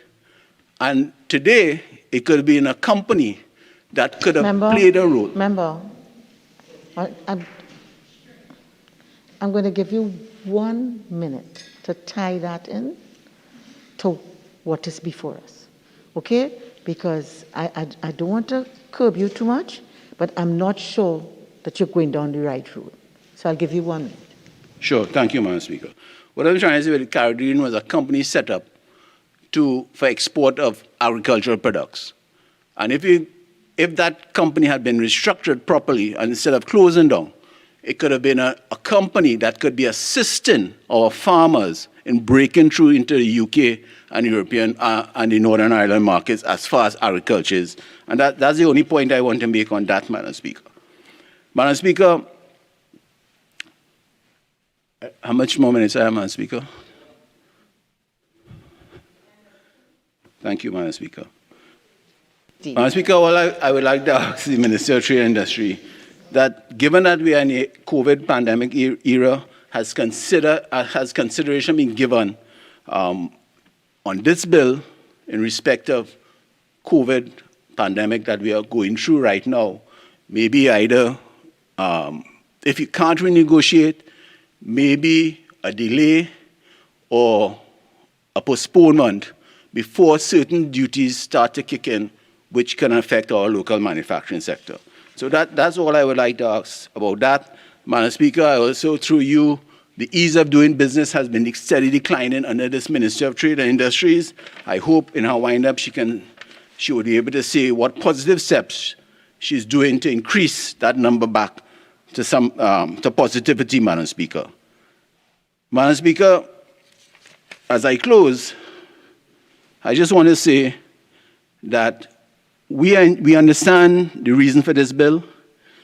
We support it in its content. we are hoping that there are more negotiations that take place and education with the private sector and the TTMA, Madam Speaker. As far as the implementation team. Member for Point of Peer, the time is now spent. Member for San Fernando West.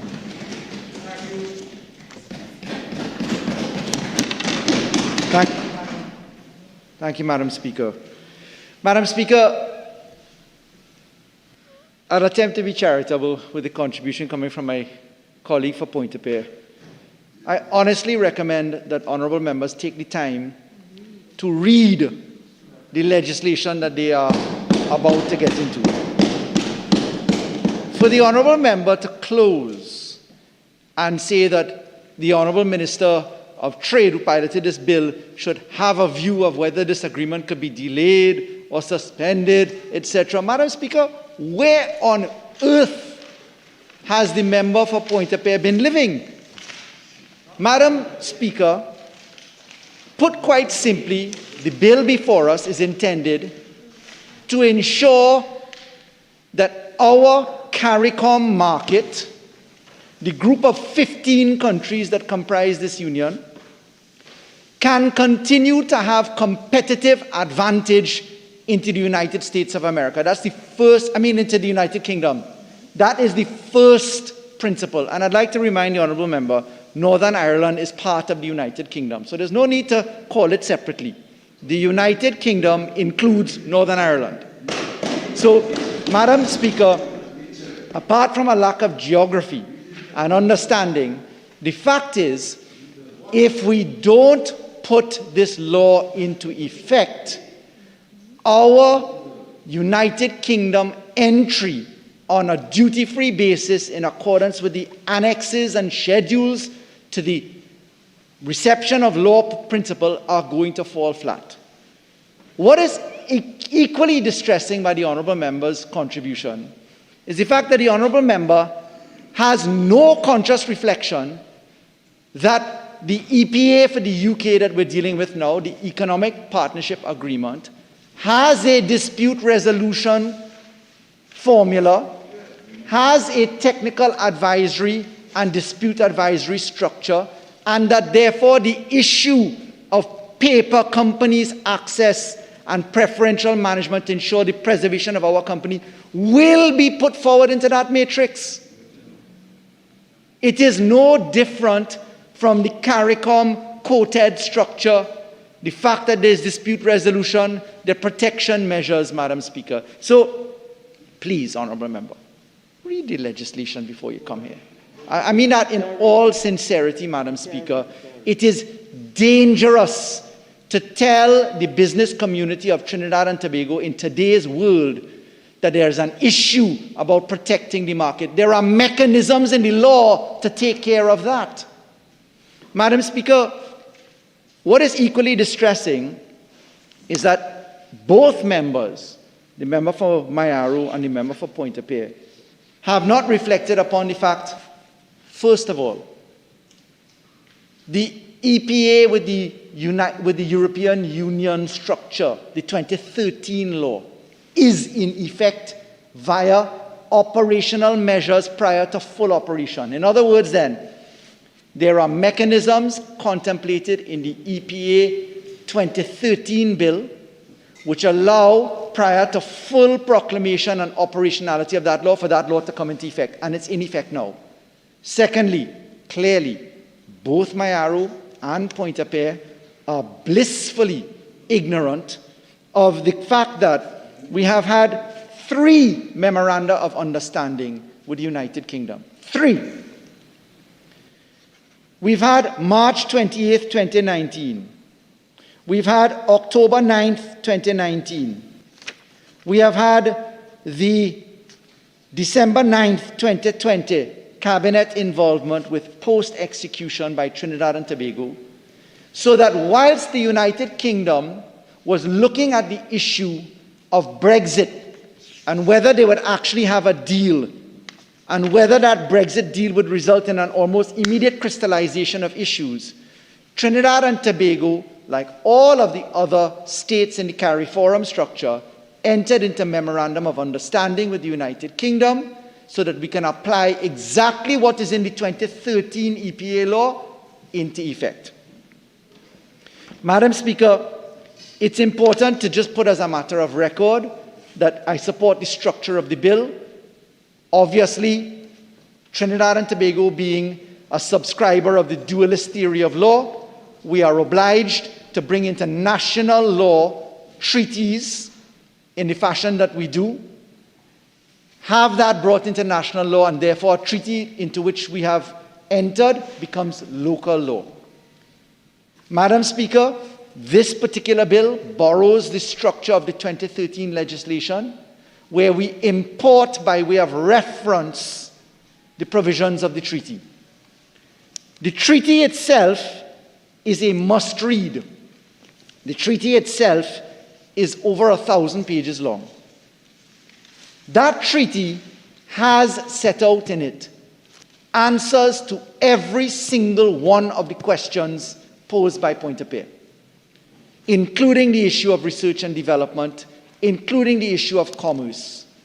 But what is critical inside of the treaty is that we have to make sure that the treaty has balance in it. And I'd like to point out something that honourable members opposite haven't seen. They have not focused upon the Cotonou arrangements. The Cotonou concessions are important in this because Cotonou concessions, by the way, entered into by then Prime Minister Bastio Pandey. The Cotonou concessions ensured the closure of Caroni. In other words, let me put it simply, the UNC shut down Caroni because the trade issues and preferential treatment, having been removed by Cotonou's arrangements, ensured that Trinidad lost its preference in terms of market access to the European Union, European community. When the United Kingdom stepped out of the European Union and that community, it became the situation that they're no longer participants in Cotonou. And what the Minister of Trade has done very commendably is to ensure that the post-Cotonou arrangements apply to the UK perspective. In other words then, the Honourable Minister has taken care to ensure that we are protected from the exit out of Cotonou arrangements. And that's a very important issue. The Honourable Member for Mayaro raised the issue of the Global Forum, and permit me to address in response to the inquiry made. Madam Speaker, the Global Forum requirement was a painful exercise for Trinidad and Tobago. We were not in the position of the entry into the multilateral arrangements for Global Forum. When the UNC gave the commitment under Larry Howey, Minister of Finance in Berlin in 2014 to say that we will comply with Global Forum, they failed to negotiate any of the bilateral treaties that were required. As a result of which, we had to bring legislation to allow us to deal with the multilateral convention approach, and therefore take that step to exceptions in the Income Tax Act, the Tax Information Exchange legislation. So we are only now in the position of taking the next steps for Global Forum, which includes the SEZs, the economic zones that will replace free zones, and to deal with the base erosion points or BEP system that we must deal with. But the honourable members opposite keep confusing Global Forum with European Commission listing, with Financial Action Task Force. They just are almost reticent, if not resistant, to an intellectual exercise of research. And it is important that the population understands one very simple prospect. Do not listen to the UNC. Simple. Do not listen to the UNC when it comes to any matter that involves turning a page. And I'll say why I say that most respectfully. International observers pay attention to what we do. Transparency International listens to anecdotal information. People assume that members opposite bother to research the law. But, Madam Speaker... Madam Speaker, 48.1, please. Relevance. Please continue, Attorney General. Thank you. Madam Speaker, but when we get to law such as this, and you hear a member from Mayaro stand up with aplomb and read from a prepared script and ask about Global Forum in the context of this legislation, pay no attention. You're going on the wrong road. You will end up in danger of a cliff because there is no research attached to that. Let me make it clear. As I end on the point of the Global Forum in response, we are well on our way to the management of exit out of Global Forum tragedy, and that is because of the hard work of this government, Madam Speaker, and we need to be careful about that. Madam Speaker, I want to raise a very important point. Both Pointe-à-Pierre and Mayaro have said that they understand why we need to pass this law. They support the law. Let me unearth another desperate misunderstanding born about of a lack of research from failing to consult the law. Madam Speaker, do you know that at page 1784 of the Gazette of November 26, 2020, in black and white, chapter 3, there's a whole section on public procurement. And the public procurement provisions set out a general objective, definitions, scope. And here's what it says at scope in Article 167. 2. The parties and the signatory CARIFORUM states shall ensure that the procurement of their procuring entities covered by this chapter take place in a transparent manner according to the provisions of this chapter and the annexes pertaining thereto.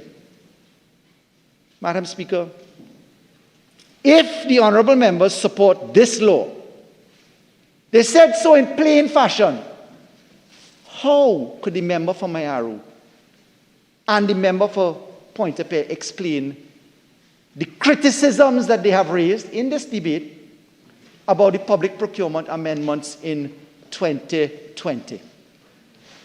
Madam Speaker, for the record, the amendment to Section 7 of the Public Procurement and Disposal Act to say that where you have a treaty, that the treaty procurement shall prevail, which is what we put into law, it's exactly in the context of this EPA. It's in the same context of the EPA for the European Union. So honourable members opposite make a song and a dance, a theatre and a false narrative, not daring to crack the pages of the law that they are debating. And this law before us today, because the annex to the law, the treaty, born by way of reference in the law, by judicial notice being applied, by the Gazette being incorporated into the parent law, this law says that the procurement procedures have to be complied with in priority to local law, Madam Speaker. Effectively, that's what it says. But Madam Speaker, I'm hearing some grumbling from Pointe-à-Pierre. Madam Speaker, I can understand the need to grumble. Grumble is usually an expression of relief when you've been caught out and you're usually just swearing at yourself for not having done your research. Like when you leave an exam and you realize you failed and you realize, oh gosh, I should have done better. I understand Pointe-à-Pierre's torture at understanding this, but I'd like to point out for the record and for the national conversation that the reason that we are managing these issues of procurement as we have, and the amendment to Section 7 asked by the honourable members opposite, and in question time earlier today, is that treaties such as this, that contemplate a wider parameter of operation, the CARIFORUM 15 countries in operation, there is no way our public procurement law could have trumped this, because it means Trinidad and Tobago would find itself outside the CARIFORUM and outside the EPA that we're doing today to protect the market access entry that we are engaged in. So, Madam Speaker, it might sound very thick and complicated, and other persons may not want to hear what I'm saying, but I am honestly encouraging members opposite to do a little homework, research. no shame in asking for assistance. Madam Speaker, the simple positions in relation to this law are that there are protection measures set out in the body of the laws. We have dispute resolution issues. We come back to concepts of trade in most favored nation status, etc. We have the position of the preservation of duty-free access. But Madam Speaker, there's one last point as we get into the second aspect, and that is the gradual elimination of tariffs on the Trinidad and Tobago end of the equation, or the CARIFORUM end of the equation, as we get down to the 2030s, etc. What I'd like to say is that as the market situation changes, the resolution techniques, the bodies set up in the body of this law to deal with complaints as to variations that ought to be had, those allow us to ask for a change in circumstance, Madam Speaker. And that's very important. To the paper manufacturers, I say that that is exactly where the issue of paper manufacturing will be dealt with. And I'd like to say that I raised that issue in the Senate in 2013, the issue of paper protection. I raised that issue squarely to the minister who piloted at that point. The issue of paper protection, amongst others, is critical. There's another issue. The market-free entry, duty-free entry of motor vehicles coming out of the UK is a matter that the Minister of Finance has already treated with. As that scale climbs down, we have to look at the competition in the global context for cars from Japan or from the Far East or from India, and therefore there are alternate techniques that the Ministry of Finance is engaged in and will be engaged in to ensure that our country survives within the parameters of law and in the bona fides of treaty obligations that we hold ourselves to, Madam Speaker. Madam Speaker, on the point of the ETEC arrangement and the landlord model, the member for Pointe-a-Pierre clearly has been asleep on the public announcements. I would like the honourable member, in reflecting upon the Chinese recommendation, to please just Google at this point now on the free iPad that the Parliament gave him and look for the name Phoenix Park and look for the Chinese model that has been put into operation, and then to understand that the model isn't only peppercorn rental, that the model approved by the Cabinet and the operationalization of that and the building of that park by the Chinese involves them arriving with anchor tenants. So that if we buy a bus from the People's Republic of China, that we have a company from the People's Republic of China arriving in Trinidad and Tobago to deal with maintenance and supply, etc. So, Madam Speaker, I tell the honourable member for Pointe-a-Pierre, please do a little bit more research on the issues. Understand that these have been the subject of public announcement. There's a marvelous tool called Google. You can find all sorts of things on it. And if you put a little label Trinidad and Tobago, you can narrow your research a little bit. So I'd ask the honourable member to please regale himself and this Parliament with the research that is available to us all. Madam Speaker, I believe that the honourable member made some... He gave an attempt at saying that the honourable member for Tobago West was inconsistent in her contribution in 2013 versus now. I've had a chance to reflect upon the contribution. There is no inconsistency in statement. Then Senator Shamfa Cudjoe, and now Minister in this government, the member for Tobago West, has been perfectly consistent on the issues. This is not a government of vacillation or of approbating and reprobating on a point of law. In other words, then, saying it's black and then saying it's white, or saying from two different sides, two different stories. That is not the position. And I want to correct the record on behalf of my colleague, the member for Tobago West. Madam Speaker, I think that in effect answers the vast majority of positions offered. I'm grateful for a test case to have proved the prudence of the Minister of Finance in amending Section 7 of the Public Procurement and Disposal of Property Act. because this law couldn't get off the starting blocks as we got to Chapter 3 on public procurement in this law. It could not get off the blocks. We would be outside because countries like Jamaica have the law as we've amended. And therefore, I ask for that message to be carried forward, and I thank you for this opportunity to contribute. Member for Oropuch West. Thank you, Madam Speaker, for the opportunity to contribute to this very important debate.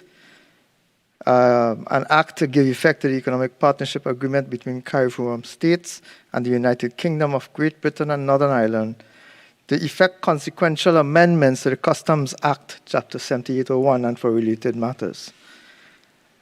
Madam Speaker, before I go into the meat of my presentation, I would like to address some of the issues raised by my colleagues opposite in the debate thus far. The Honourable Minister raised an issue in her presentation in which she indicated that when she piloted this bill, when she reviewed the presentations of colleagues of herself, when she consulted, the response by the TTMA was overwhelming. She suggested then that there was significant confidence expressed by the manufacturing associations and by Trinidad and Tobago manufacturers. There was tremendous confidence in the benefits that could be derived from this CARIFORUM CPA. Sorry, the EPA. In the presentation by my colleague from Mayaro, I think what we saw was something slightly different. There are concerns that are being raised, that have been raised, and will continue to be raised as to whether or not our manufacturers are ready and have sufficient access to the resources required, and whether the government of Trinidad and Tobago has been able to put in place the requisite measures to ensure that our manufacturers are not placed at a disadvantage, but in fact are placed on equal footing with manufacturers in the United Kingdom and Northern Ireland. Madam Speaker, I want to reiterate a comment that was made previously, that we, on this side, have tremendous confidence in the manufacturing sector and in the capacity of our producers to compete efficiently and effectively. But government's inaction has tied the hands of this sector. We have spoken about the lack of equal access to foreign exchange, difficulties at the ports, etc. Those things create difficulties, Madam Speaker, for manufacturers who are seeking to break into the United Kingdom market. The Honourable Member for Tobago West seems to not have paid significant attention to the contribution of the Member of Parliament from Mayaro when he spoke of these very same concerns. The failure of the government to establish the environment within which growth, development, and investment can take form.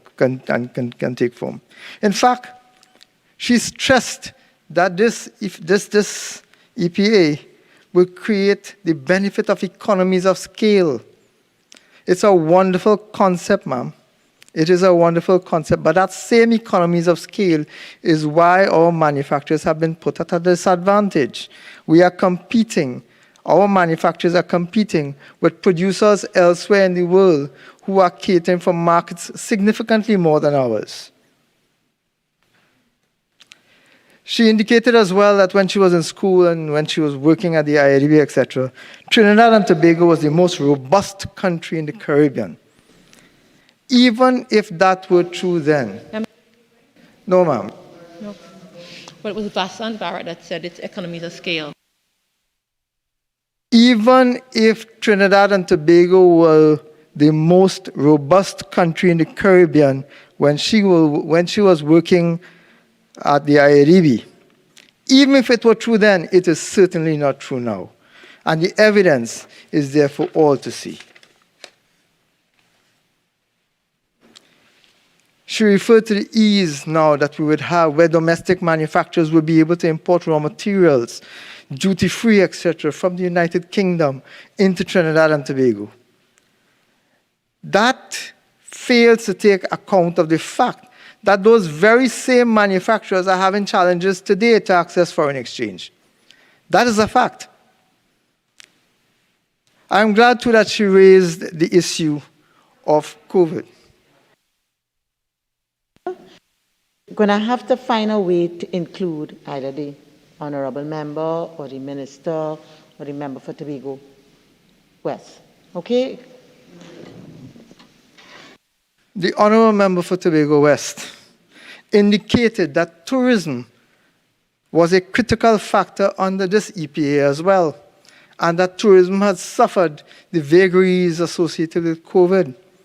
I'm in agreement with that, Madam Speaker, and I will treat with that a little later in my presentation. I turn to the member for San Fernando West, who was his normal verbose and loquacious self, and still did not deal with any of the issues raised by members on this side.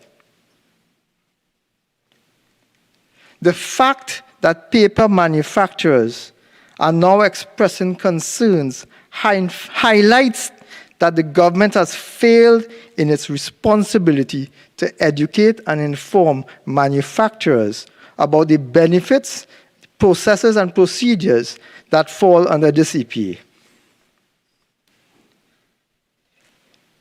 The honourable member for San Fernando West also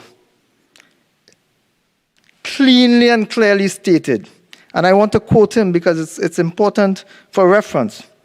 The member said, the UNC shut down Caroni. That is absolutely not true, Madam Speaker. Caroni was shut down by the People's National Movement.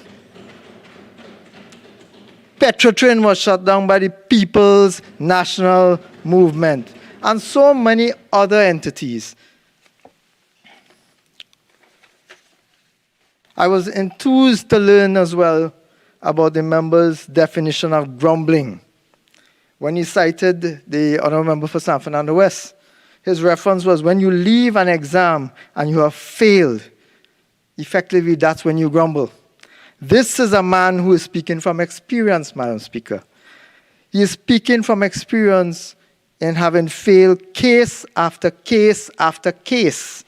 And dare I say, class after class after class. In seeking to complicate and obfuscate a simple issue of procurement, what the honourable member ended up doing was raising the entire issue of the amendments that the United National Congress have concerns with, but not tying it in with the point that he was trying to make.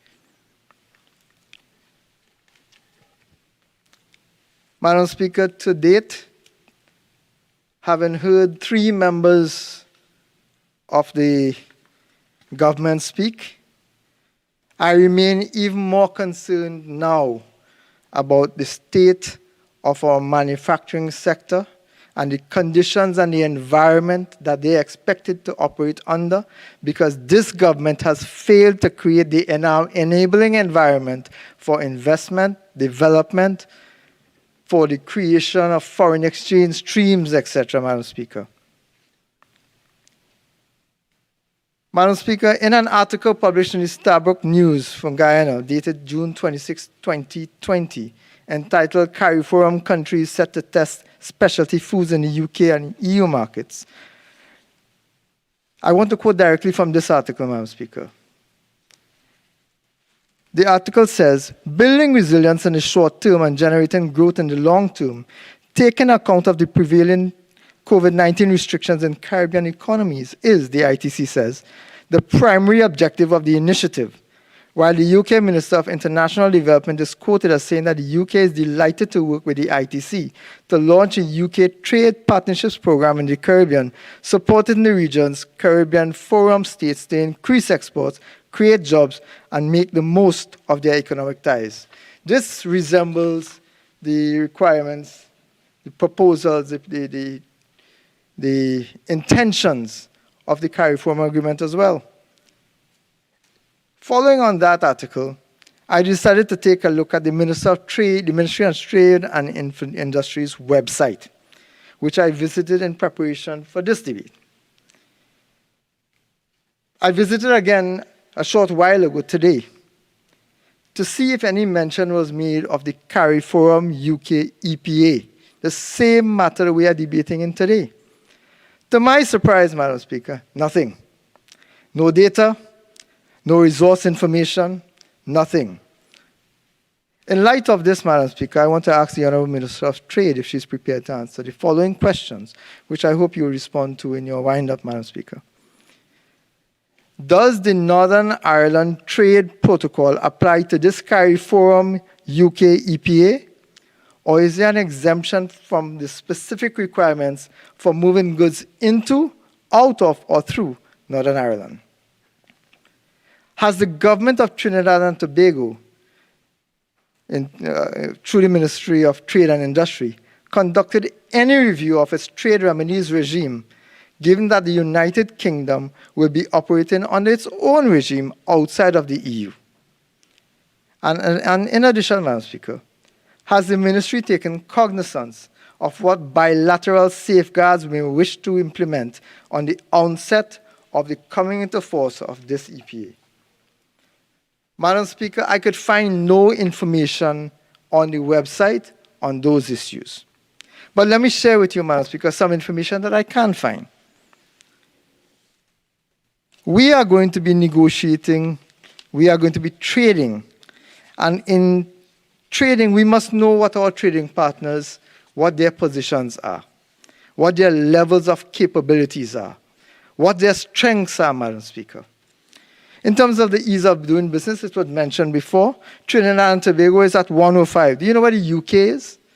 The UK's rank, while Trinidad is at 105, the UK's rank is 8. In terms of the Economic Freedom Index, Trinidad and Tobago in 2020, our rank was 109. The UK's rank was 7.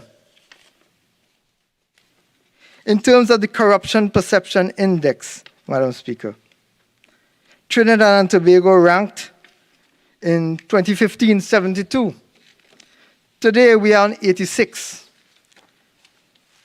And one of my colleagues opposite, a member of government, expressed grave concern. The Honourable Member for San Fernando West expressed grave concerns that people are looking on. They are listening to what we are saying, and we are misrepresenting. Those are facts. Those are international agencies that have concerns about the way we are doing business in Trinidad and Tobago, and that is not acceptable.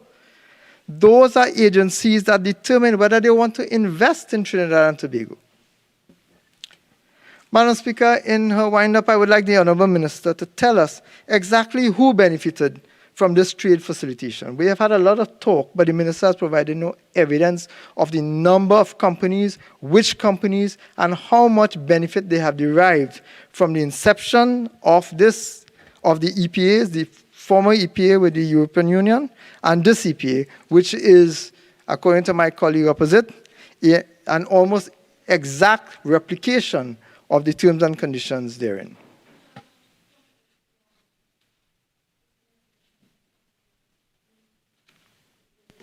So, Member, I'll allow you a little leeway, but please remember what we're dealing with here. All right?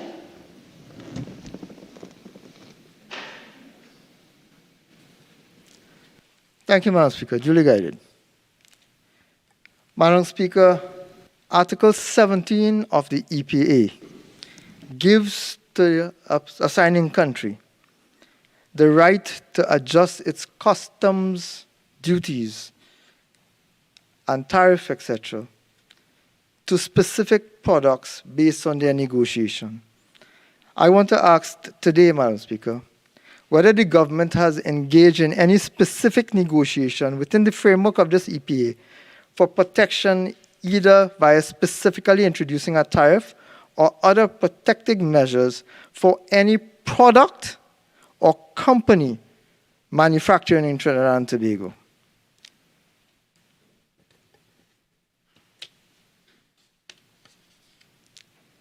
One of the concerns I have, Madam Speaker, is that while we may have duty-free access to the United Kingdom under the EPA,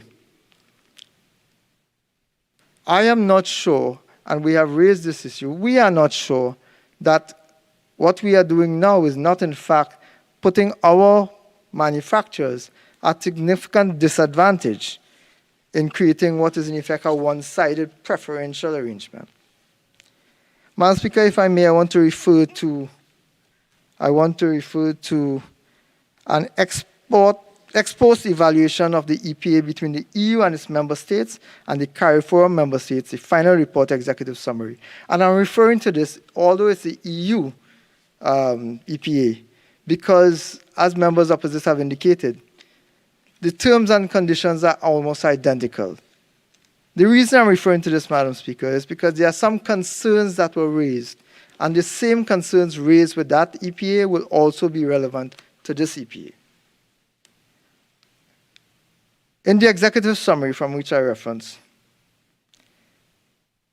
under the heading Overall Economic Impact, the report states, and I quote, "In the stakeholder consultations, the limited changes in trading and investments observed in the data were confirmed and considered as a sign of a lack of clear overall economic impact of the EPA."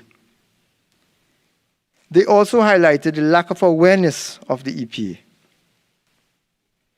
They also suggested that there were existing challenges in the business environment which put businesses in that area, in those states, at a disadvantage in the open trade with the United Kingdom.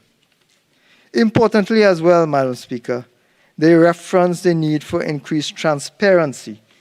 This referenced the need for increased transparency, and they cited barriers, non-tariff barriers to trade, which affect the ability of the signatory countries from effectively maximizing the benefits that should have been derived from an EPA such as this.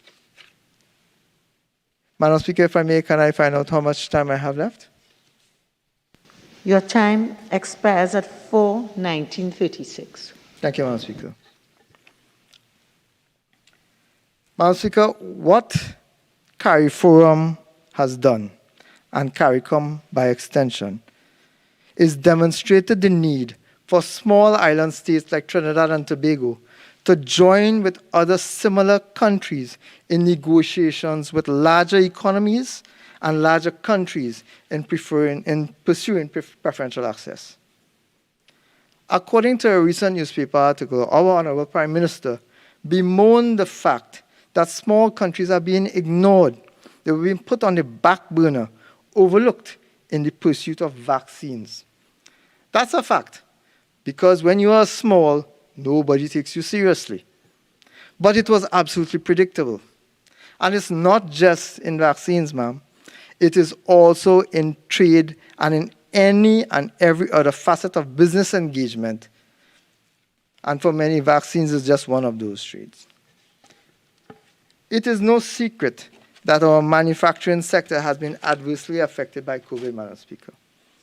We have witnessed the closure of hundreds of commercial activities and the loss of jobs of tens of thousands of persons before COVID and after COVID.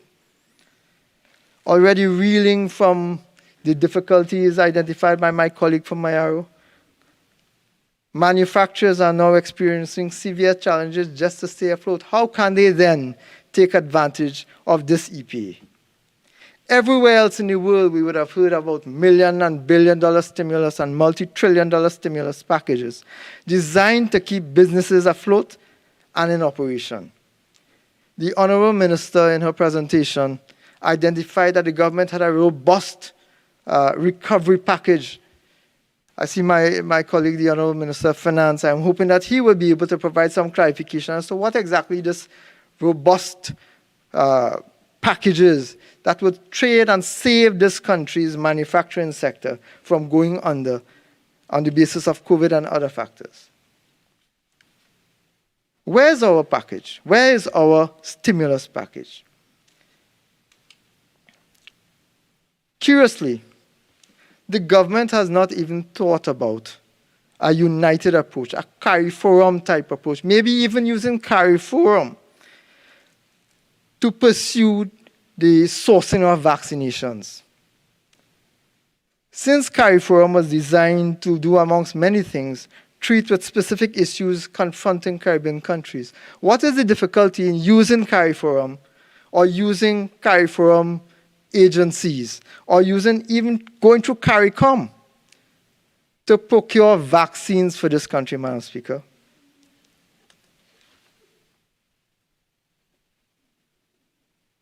Here we have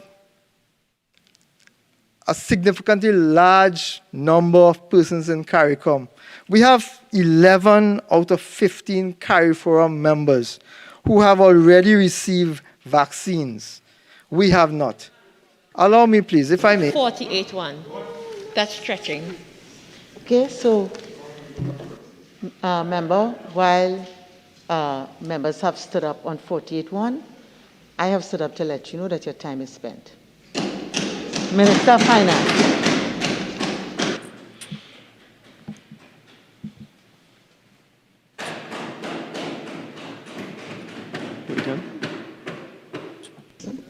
Shall I recognize you? I was waiting for you to recognize me, Madam Speaker.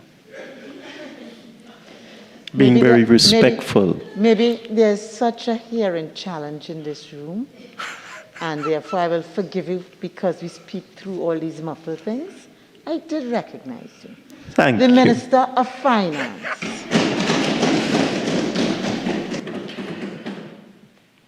Madam Speaker, when I listened to the member for Pointe-à-Pierre and the last speaker, I'm afraid my memory fails me as to which constituency the last speaker is from, but it doesn't matter. When I listened to the member for Pointe-à-Pierre and the other speaker, I cringed because both of them fell into error, and I'm always worried that little children watching the Parliament channel might listen to the members opposite and also fall into error. The Attorney General corrected the member for Pointe-à-Pierre, and it falls to me now to correct the previous speaker. Madam Speaker, it is a matter of fact, and it is known, that the United Kingdom is the United Kingdom of Great Britain and Northern Ireland. And therefore, to make a statement about the United Kingdom and Northern Ireland is really not very helpful for the school children who are looking on and may fail their geography exam. And because members opposite have you looked at the bill? It's in the name of the bill. Because members opposite. Member for Oropuch West, if it is you want to make an intervention, we do it in a particular way. You don't sit at your desk and turn on your mic and speak. Okay? Would you like to make an intervention? Is it a point of standing order, or are you going to ask your friend to give way? Clarification. Okay. There's one minister in the box who I'm sure could answer for himself. All right? Remember, what guides us in here is courtesy. Thank you very much, Madam Speaker. And even the bill itself indicates it's the United Kingdom of Great Britain and Northern Ireland. So, and that is why the previous speaker fell into error in wondering whether there would be different applications with respect to this economic partnership agreement as it relates to Northern Ireland, not being aware that that part of the world is covered by this agreement, and therefore it is applicable to Northern Ireland as it is applicable to Scotland, as it is applicable to Wales, as is applicable to England. Now, Madam Speaker, what members opposite have also failed to recognize is that when the CARIFORUM EPA, CARIFORUM EC EPA came into effect, which is now being replaced with respect to the United Kingdom of Great Britain and Northern Ireland, the duties and tariffs, and I'm reading from a document here, Madam Speaker, and let me just read it as it is, verbatim. The EPA removes all tariffs and quotas on Caribbean exports to the EU immediately. The only exception is sugar and rice, which will be liberalized over short periods. The fact of the matter is, Madam Speaker, that the Caribbean, CARIFORUM, was confronted with a decision several years ago, because this particular EPA was adopted in 2007 and then evolved with various member states accepting it, ratifying it, and so on. And then, as is required with all treaties, it's a matter of law that treaties have no effect unless they're incorporated into your domestic law. So that even though Trinidad and Tobago would have signed on to this EPA, would have ratified it, it was necessary for Trinidad and Tobago to incorporate the CARIFORUM EPA into its domestic law. And this was done in 2013 by the UNC government at the time. And the reason why that government would have done that, supported by members on this side, we were in opposition then, and the reason why we would have supported the bill to incorporate the CARIFORUM EC EPA into law was because of what I've just read out, that the EPA immediately removed all tariffs and quotas on Caribbean exports to the EU.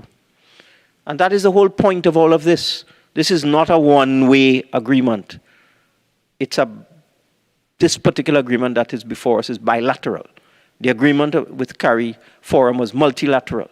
But what it does is it allows both sides, both trading partners, to export goods and services, goods in particular, services came a little later, into their respective territories. So it gives us in Trinidad and Tobago, our manufacturers, the privilege to export in this bill into the United Kingdom of Great Britain and Northern Ireland, our goods, duty-free, and this is following the CARIFORUM EPA, which allowed our manufacturers to export our goods into Europe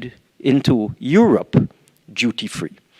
As other speakers have said, and I won't belabor the point, the reason why we're doing what we're doing today is because of Brexit. If Brexit had not happened, we would not be here. What we'd be doing is building on the work done by successive governments, starting in 2007, then into 2008, 2009, and then 2013, when this Parliament adopted the CARIFORUM EC EPA.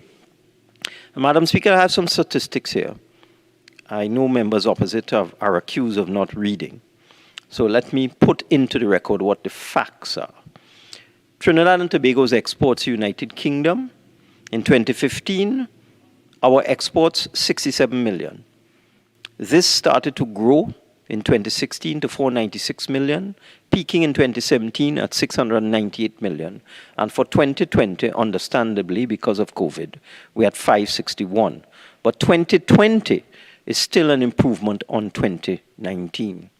So what we have seen, Madam Speaker, over the period is that the trade balance with the United Kingdom under the UNC was negative $1.5 billion, with just $67 million of exports from Trinidad and Tobago going into the UK in 2015 under the previous administration, but 1.6 billion in imports coming from the UK into Trinidad and Tobago in 2015 under the previous government, causing a trade imbalance of negative $1.5 billion.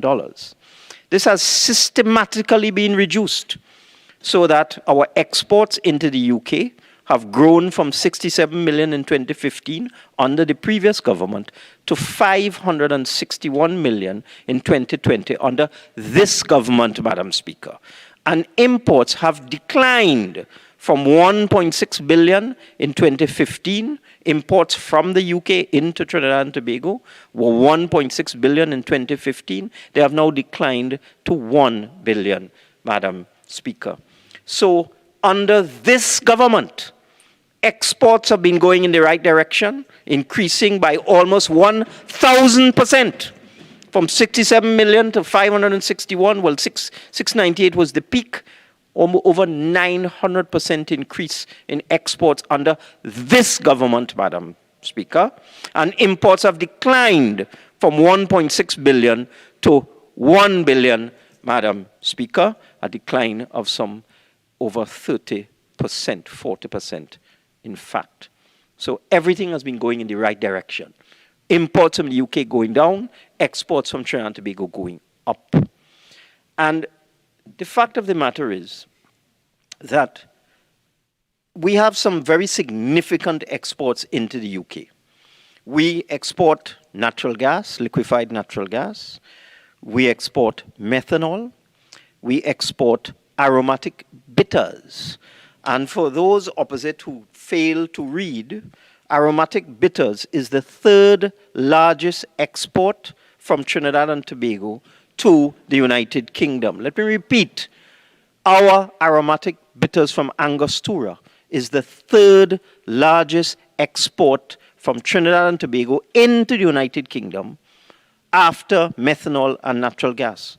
And what members opposite don't want those who listen to them to understand is that if we did not do what we are doing today, and if the Parliament did not do what it had done in 2013 following on the signature and ratification of the agreements prior to that, our natural gas and our methanol and our bitters and other spirits that are exported from Trinidad and Tobago into the United Kingdom would be subject to substantial tariffs and duties. Is that what members opposite want?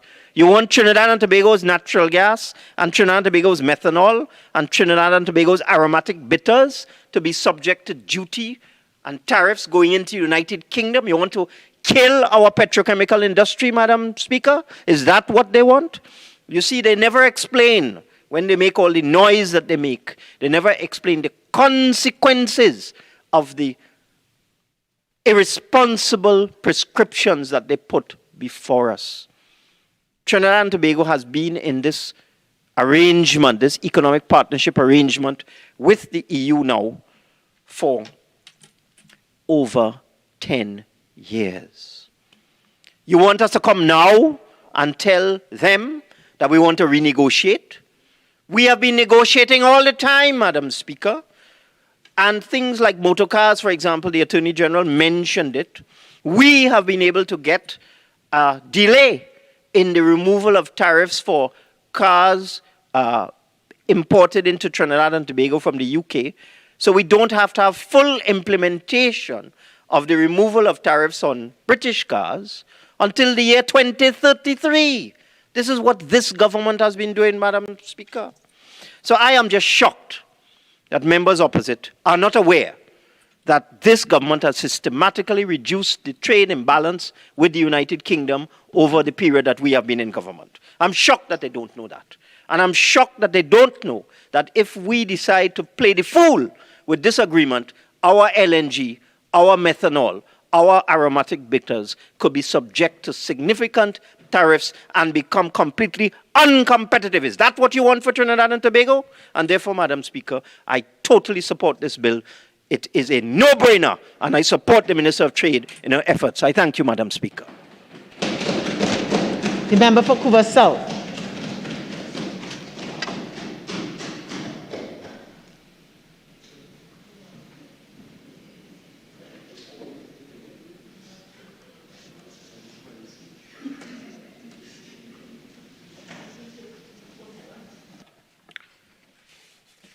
Thank you, Madam Speaker.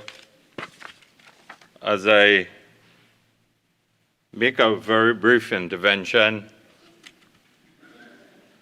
as it relates to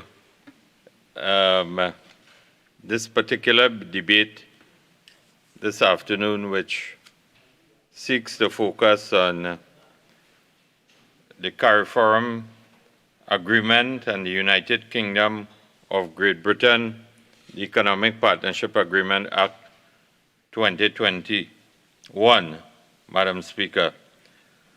And as I stand to contribute to the business of this Honourable House, as usual, the government of the day is forced with an opportunity for which they cannot rise and take advantage of. This bill seeks to establish trading preferences between CARIFORUM nations, of which Trinidad and Tobago is part of, and the United Kingdom. And, Madam Speaker, it is my firm belief that while the deepening of the trade with the United Kingdom can theoretically benefit CARIFORUM and Trinidad and Tobago, the benefits of such an agreement can only materialize once states signatory to this trade treaty can provide each other with the goods and services that form the content of this bill.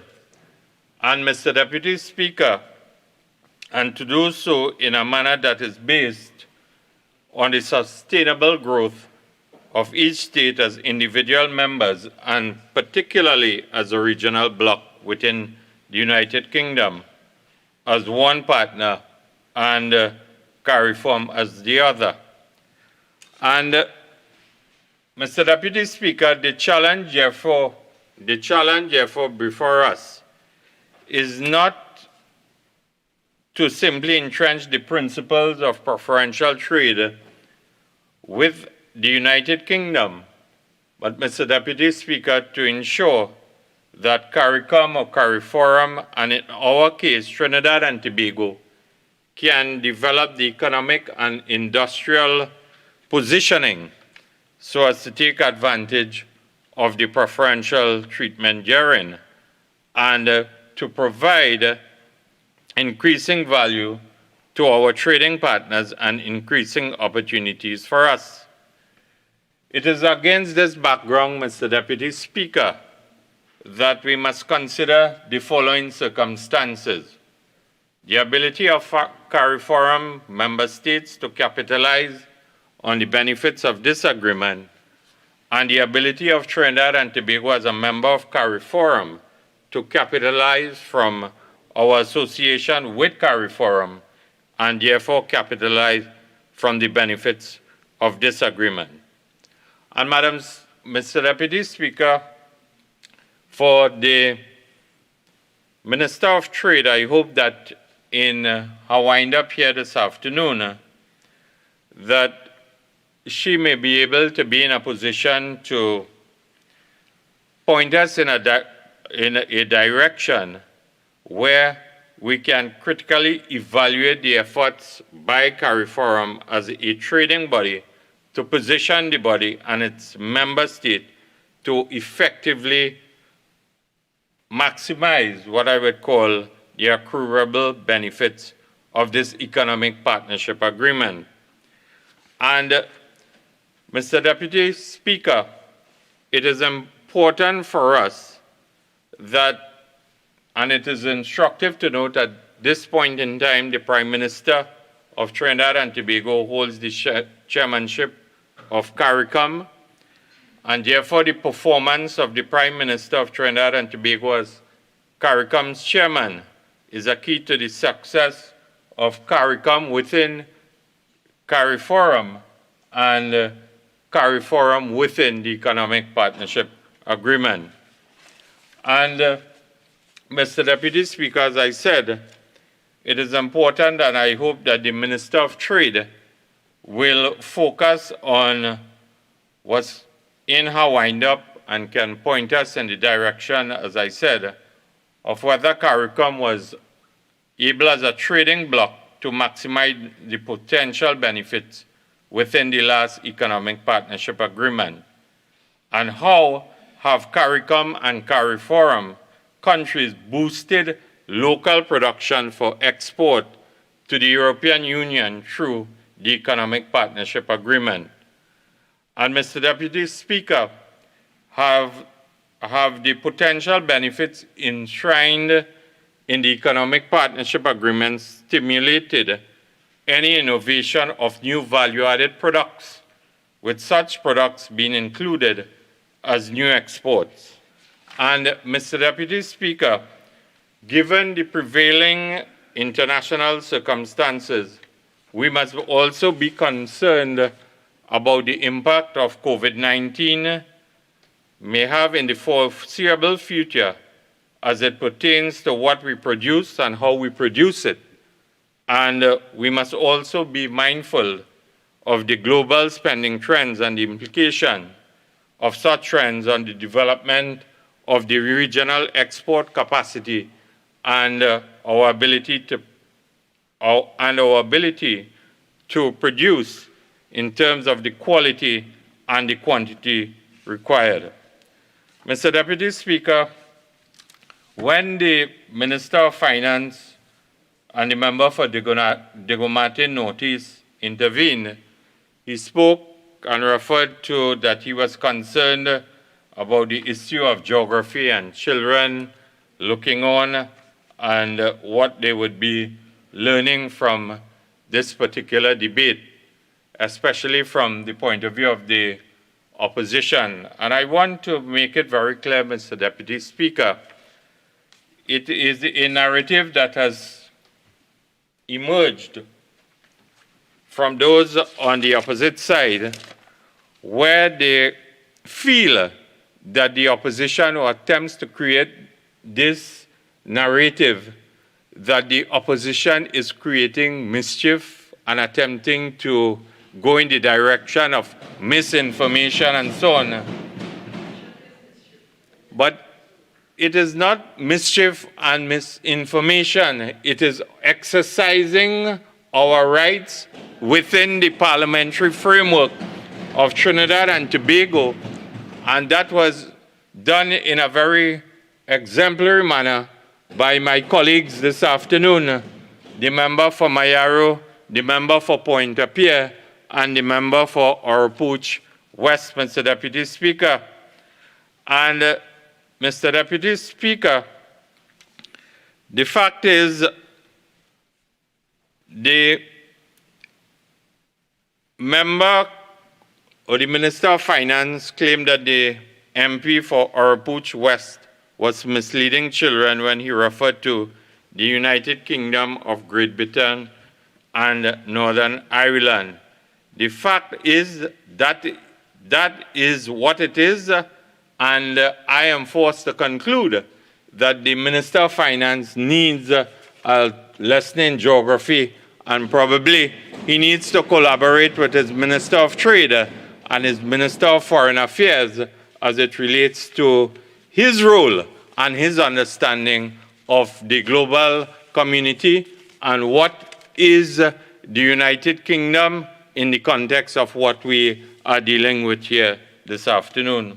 And Mr. Deputy Speaker, he indicated that exports have been going in the right direction, increasing by approximately 1%, 1,000% to the United Kingdom. And in terms of aromatic bitters, it is the third largest export into the United Kingdom after methanol and natural gas. And we on this side, Mr. Deputy Speaker, is very proud of Angostura and what this bitters means in terms of being a brand ambassador for the people of Trinidad and Tobago and the economy of Trinidad and Tobago. And at no point in time, those of us in the opposition will be involved in any kind of activities to jeopardize Angostura or any business entity in Trinidad and Tobago that seeks to realize economic growth for the well-being of the economy of this country. I want to put that on the record here this evening, Mr. Deputy Speaker. And Mr. Deputy Speaker, while he boasted and presented a number of statistics in terms of how trade is increasing towards the United Kingdom, I think the Minister of Finance should be very concerned about the very fact that the government which he belongs to has failed to grow the economy of this country for the last 5.5 years. We have suffered negative economic growth for 5+ years, and the economic indicators are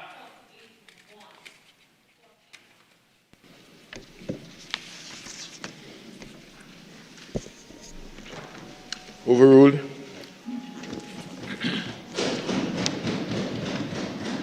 Thank you, Mr. Deputy Speaker. And as I said, the economic indicators are that we will experience negative economic growth for a 6th year. The first quarter for fiscal 2021, the statistics are yet to show that we have suffered a $1.9 billion deficit, and it will worsen in the second quarter, the third quarter, and the fourth quarter of 2021. There is a foreign exchange crisis. There is no diversification of the economy of this country, and we do not know which direction we are headed under the government of Prime Minister Dr. Keith Rowley and the Minister of Finance, and to a lesser extent the Minister of Trade, because the manufacturing sector, Mr. Deputy Speaker, has not benefited in any tangible way from the tenureship of the Minister of Industry and Trade, Senator the Honorable Paula Gopi-Schoon. What has been the track record of this minister in creating a sense of hope for the manufacturing sector in terms of expansion and growth, and even for the people who work within this sector, Mr. Deputy Speaker? So, Mr. Deputy Speaker, it is important that we, from an opposition point of view, is very concerned about the prevailing economic conditions in this country. And we have that role to ask, how does this government, in the context of what is unfolding in this particular debate, tell our local manufacturers, our local businessmen and local exporters, there is renewed opportunity for trade, and there is preferential foreign markets when the government has placed local exporters under duress and have made foreign exchange a price scarcity in Trinidad and Tobago, Mr. Deputy Speaker.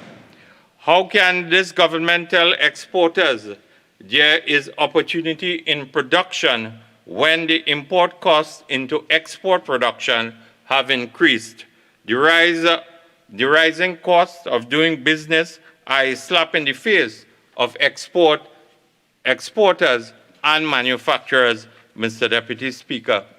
And trade is indeed linked to foreign affairs.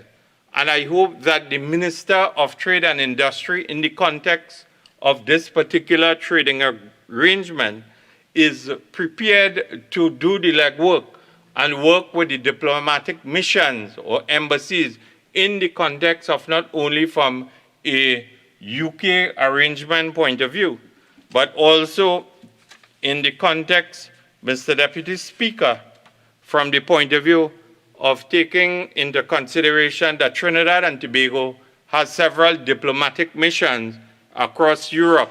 For example, in Brussels, Belgium, a permanent mission to the Speaker, Standing Order 48.1. This is not about the European Union.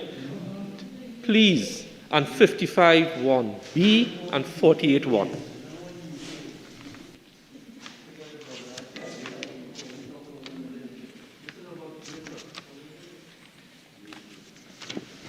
Again, honorable member? Yes, right? Again, yes, Mr. Deputy Speaker. I've given you certain leeway, and I'd like you to get back on track now and tie it in quickly, please.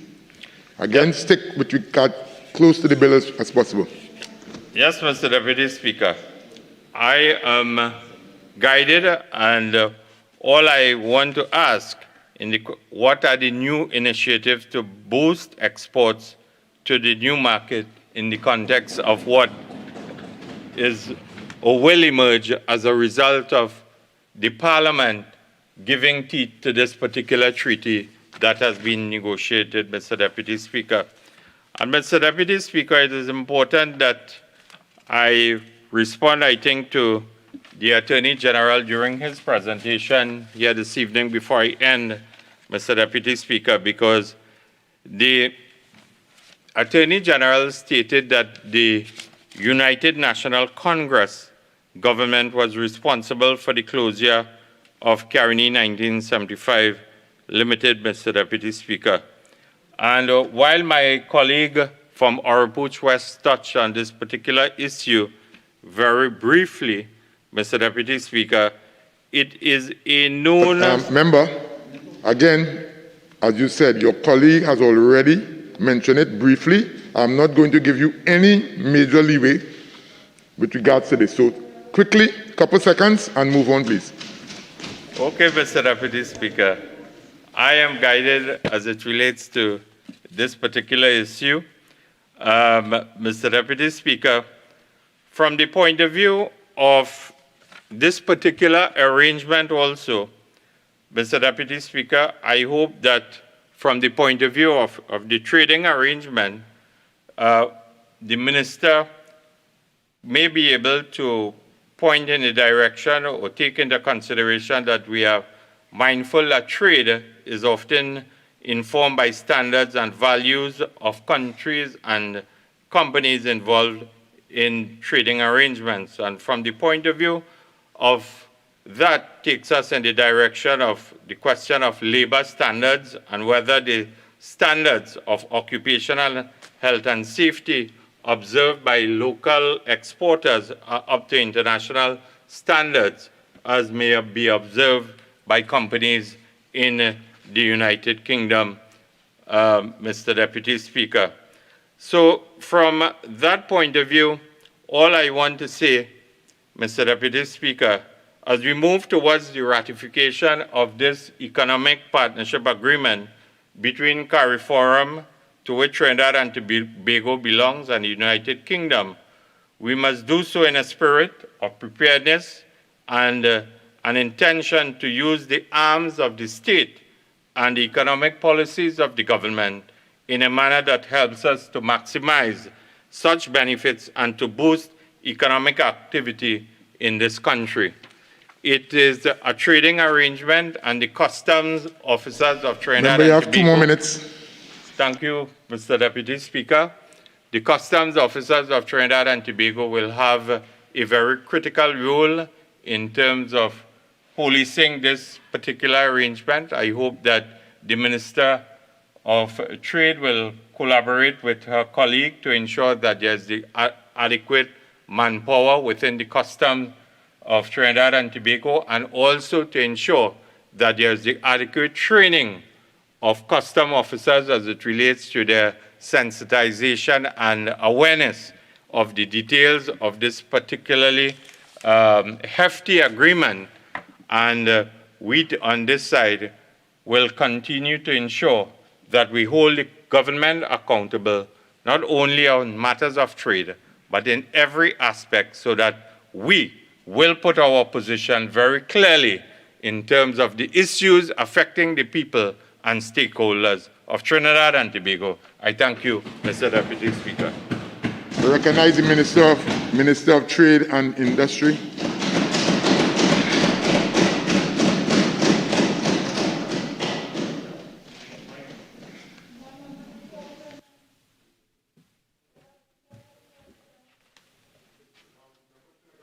Have a comment? I was trying to bring to your attention, Mr. Deputy Speaker, that there was someone on our bench who wanted to speak. Again, member, there's a certain procedure how this House operates. Minister, would you like to give way to the colleague on the other side? No. He didn't indicate. Okay. Kindly proceed. Thank you very much, Mr. Deputy Speaker. And I'd like to take the opportunities to thank my colleagues who presented. Obviously, they were well prepared. Member for Tobago West, member for Diego Martin Northeast, the member for San Fernando West. I thank you all for your presentations. I also thank my colleagues on the other side, member for Pointe-a-Pierre, member for Oropouche West, Couva South, and member for Mayaro. And this is indeed a most important bill, and I think you all had due notice. And my main point of contention is that people did not prepare. And if you call yourself an alternative government, the one thing you must do is to understand all facets of government. Trade.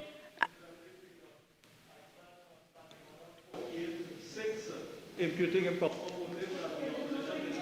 are fully prepared as they who are not prepared. They are not prepared because they had no one else to speak. I was well prepared to come and deliver, and I think that is. Thank you, member. That is in fortis. Thank you, member. Could you retract the last statement you made, please? I retract. Thank you. Overruled. Thank you, Mr. Deputy Speaker. I was just on the point of preparedness, and certainly you would have found yourselves in a better position to make more meaningful contributions, right? For instance, member for Couva South really did not listen, and he kept asking questions for which I had given answers in my presentation. I had a very detailed presentation. And again, this goes back to the question of preparedness. The member for Oropouche West, went fishing because he was all over the place and he really came up with nothing. He came up with, with nothing, you would call that but worthy of being bait. And really very lost and confused presentation talking about vaccines and that kind of thing. And the manufacturing, bad mouthing the manufacturing sector. The manufacturing sector is going under. When in fact, you know that the manufacturing sector has performed admirably, especially during this COVID pandemic, rose to the occasion, came up with products that they could have provided, not only to Trinidad and Tobago, but to the rest of the region as well. They continue to provide to employ more than 52,000 people. That is something, and you asking a question like that. Pointe-a-Pierre, member for Pointe-a-Pierre, what has the ministry done, etc., etc. Again, the ministry, the information is online. It's on the website. If you just take a look, Google on the internet, just go Google, and you're going to find all the information that you want to get. Our national trade policy from 2019 to 23 is available. You could have looked at it.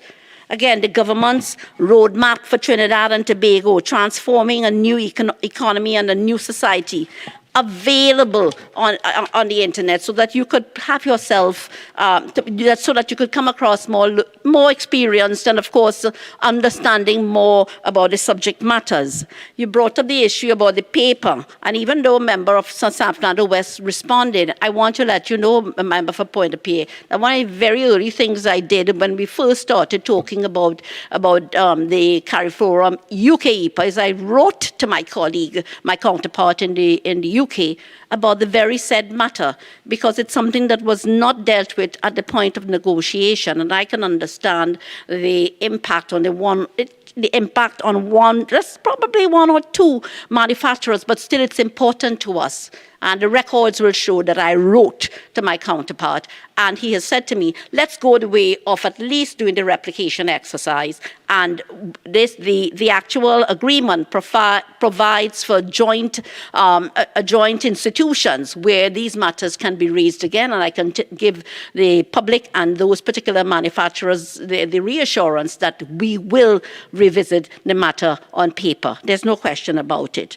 Again, you brought up, the question about pricing, and the ministry cannot be engaged in pricing. member for Point of View, you ought to know that, because that's a matter for the manufacturers and the exporters and the distributors and so on. Pricing is not a matter for the government at all, right? And again, you talked about the expansion of e-tech and so on. E-tech is, no, I think you were probably raising some concerns about e-tech and so on. I can tell you, e-tech, whatever concerns you're raising, all of our parks are filled chock-a-block, except for the very new ones, which I'm talking about, Point 14 and Davy, which I'm going to take a special interest in. Those are very small parks. And they may reason that, and I'm happy to note that on Point 14, there's now one established, one of the 9 tenants is in fact established. All of the lots have gone, eh? But what I'm saying to you is that all of our major parks are filled chock-a-block, and it's the reason why we are establishing the new Phoenix Park Industrial Estate at Phoenix Park, close to the port of Point Lisas. And I can tell you it's going to be a major success, and we already have great interest in that park. But let me go on to Minister Parry. But there's something I want to do, which is to apologize, because I spoke to the population size and I did give the wrong figure. The population of the UK and Northern Ireland is in fact 67 million, and I wish to correct the records, Mr. Deputy Speaker. But again, as the person responding, Mr. Parry, I would have liked to think that with 20 minutes and the availability to your good self of this 1,370 page agreement, I would have thought that you would have been very focused on the agreement and would have questioned and matters within the agreement, because it had been laid before. But what came out of you, you stretched yourself very wide, and it really told me that you hadn't, again, you're not showing your knowledge of trade. You're not showing, and this is what I would have expected from you, you're not showing your strength in trade at all. And so again, the biggest negative in your presentation is your bad talking of CARICOM. Cannot badmouth CARICOM.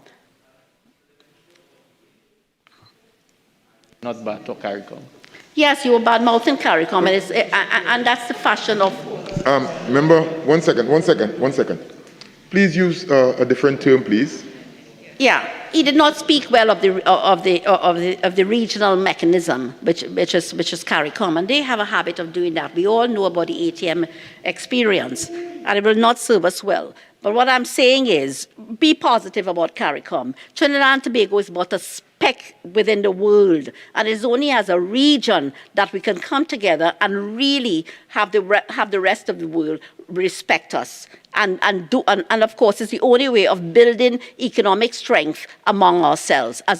We have to be a little bit more united. It's only if we are united we will in fact be stronger together as a region. All of our goods go into the region, and therefore we should always remain grateful to the rest of the region. Without them, they were our primary exports, our first exports. That's where they went.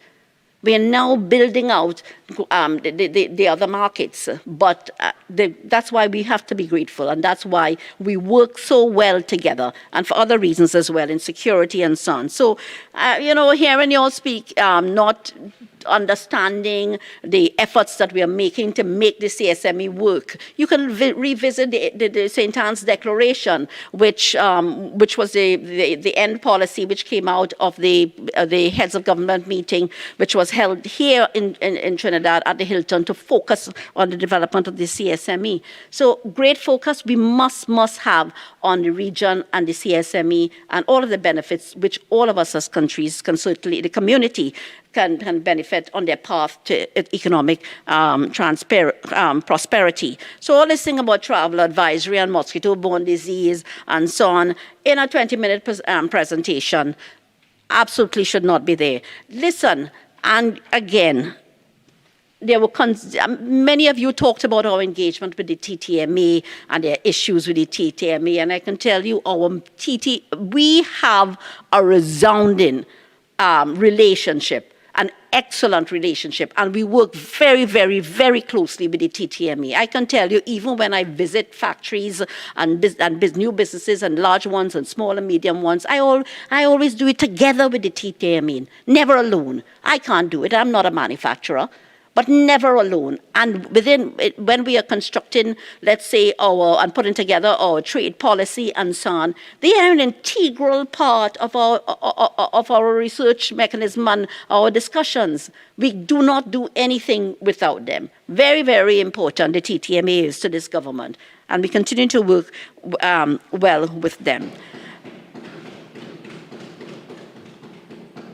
And Madam Speaker, so you've joined us again.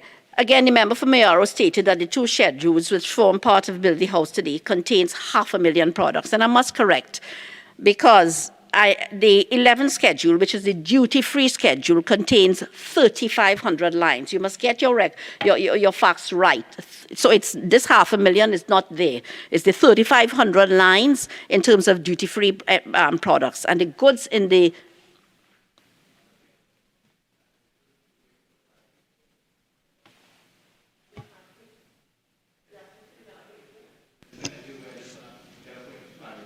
Can you put on your mic, please? Madam Speaker, I just wanted to find out if the Minister would give me for 1 minute for a point of clarity. 30 seconds. Thank you. Minister, you said 3,500 lines, but I did some quick count. Some of the lines have 10 items, 12 items. I was referring to the items, not the line. Thank you, ma'am. Okay, but I mean, again, you have to be very careful when you put it over. Maybe you should have said explicitly what you mean to say. But it's 3,500 lines in terms of duty-free products, and in terms of this 12th schedule, which is the liberalization schedule, the goods originating from the UK and which are going to be phased out over a period of time. I think I told you 13 years. That is about 1,700 lines. So together, we're talking about 5,200 lines. And then another point raised by the member for Mayaro is the impact on the inflow of goods and the impact on our manufacturers myself. And I myself had raised that question when I was on the other side, and your member was debating the CARIFORUM-UK EPA. So I had raised that myself. And therefore, it's one of the first things that I would have looked at as Minister with responsibility for trade and industry. And the answer is simply that the CARIFORUM-UK agreement providing access to a market size of $67 million, persons, and therefore the significant revenue that can be earned and the benefits far outweigh any revenue foregone and any negatives at all. So impact on manufacturers, very, very little. As a matter of fact, as I said, the phasing out gives the manufacturers a chance to be able to build their competitiveness. But the impact is very low when you consider the gains in terms of foreign exchange earnings, etc., and expanded exports, employment generation, etc. So that's a moot point. Now, then I heard repeatedly, what are we doing? What are we doing for the manufacturing sector? We're doing so much. I have to thank again the Minister of Finance. Despite our very strained circumstances, we were allocated in the last budget $50 million for this fiscal year, $50 million towards manufacturing, and called an export booster initiative. And I have gone to the population and I've spoken on this only recently. So I don't know if you're all not reading, or as I said, you didn't do your research, but 50 million at this time, given our circumstances at this time, it's no small cry at all. This is a significant injection. And I want to say to you that this export booster initiative not only focuses on the large, but primarily on the small and medium-sized enterprises, which you have talked about as well. And some of the initiatives, let me elaborate on it because you didn't seem to know. That is made up of about 16 initiatives, and there are 3 broad strategies. export promotion, which we call accelerating internationalization, capacity building, and institutional strengthening. And there are a number of initiatives, including the establishment of trade facilitation offices.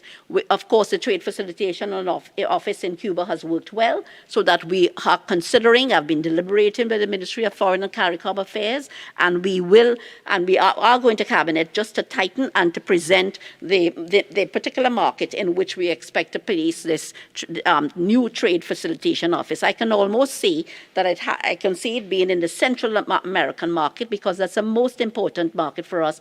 Owing to the fact that we already have a bilateral trade agreement, a partial scope agreement with Panama, and then also existing is a CARICOM trade agreement with Costa Rica, and then not too far by in Latin America, South America, is of course the Colombia, with whom we also have a trading agreement. This is through CARICOM. So very important. We are going to increase, we're going to put out some new trade attaches there in significant markets. There are markets even within the region that are so very important. We're thinking of Jamaica, so that they can attend to Jamaica and to Dominican Republic and to Haiti. We're thinking about Guyana, so that we can attend to Suriname as well. And I'll tell you, having people on the ground is so very important, so that when you have any barriers to trade or any problems which have been created, you have somebody there on the ground to be able to attend to that. So all of these SMEs, of course, we're going to assist them with market intelligence. We're doing virtual trade missions. Every month we're doing a virtual trade mission. Translating services will be provided, so you don't have to hire somebody to interpret a document or so for you, or produce a document in another language. So all of that we're going to do in-market promotion, so that especially for the small ones, that we can put their products, we have people placing their products on the shelves in those markets at no cost to them, cost to us, and of course doing what is called a virtual expo platform, and building all of their markets, all of their sector profiles for them. We're doing this now. In fact, we're building sector profiles for even Tobago, so that, you know, the preparation of those profiles would require expertise, and the small businesses are not able to produce those themselves, unless of course they contract out that kind of service. So in-house we are building out those sector profiles at Export TT. And there's another big program in there, which is a certification program. And I'll tell you that businesses exporting under 20 million TT dollars, and of course those that are going to be involved or are involved in import substitution have access to this certification program. You would have seen it advertised in the paper just last week, and already manufacturers are knocking on our doors. And so I can tell you that those manufacturers can accept up to $500,000 per business. Right? And this is going to help you to enter new markets, because I can tell you, if you feel that you're exporting well and you're satisfying all the SPS measures, etc., everything within the region, once you're thinking of going out extra regionally into the Central American market, into Europe, into the UK, and so on, you would find that there are going to be certification and requirements, standards requirements, and we are assisting small and medium-sized businesses in particular in ensuring that they can get their certification done, all under this particular program. Someone talked about R&D, research and development.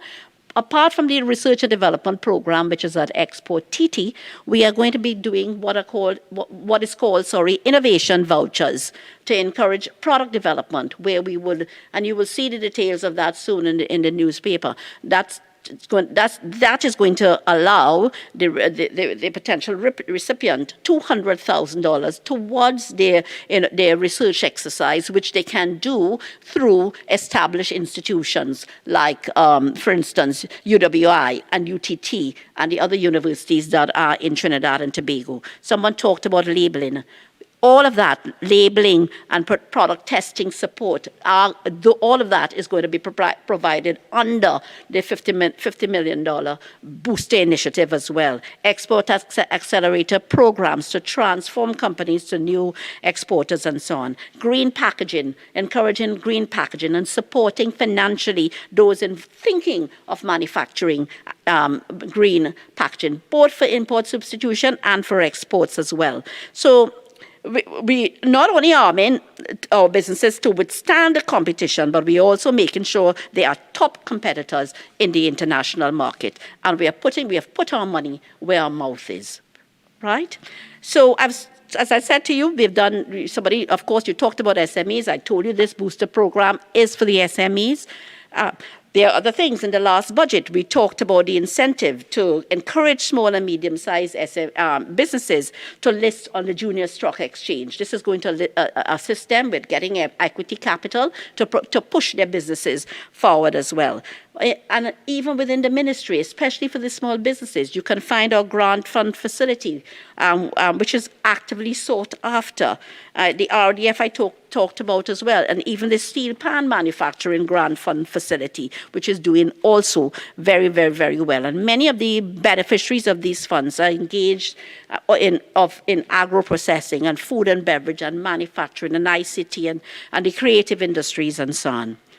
Additionally, NEDCO, which now falls under the new ministry, under the member for Laventille West, I think. Yes, NEDCO also has a grant facility that they are now providing to the very small entrepreneurs as well, those with less than $1 million in annual sales. And of course, we have provided immense support during the last year, immense support to all of our SMEs in particular, through the banks, through the credit unions. Exim Bank provides the support to manufacturers, and yes, for importers to the extent of $200 million, but also to the manufacturers to the extent of $200 million US. Honourable Minister, your time is now spent. Yes. So if you could wind up. So, Madam Speaker, I want to thank you. I wish I could have said more about our national quality policy and of course, that the agreement provides for investments on either side. But I want to thank you, Madam Speaker, and I beg to move.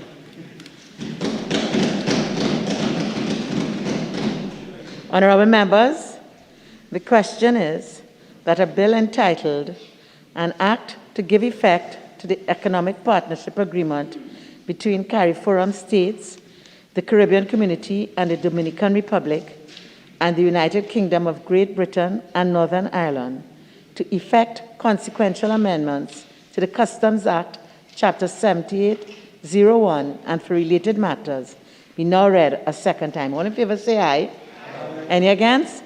The ayes have it.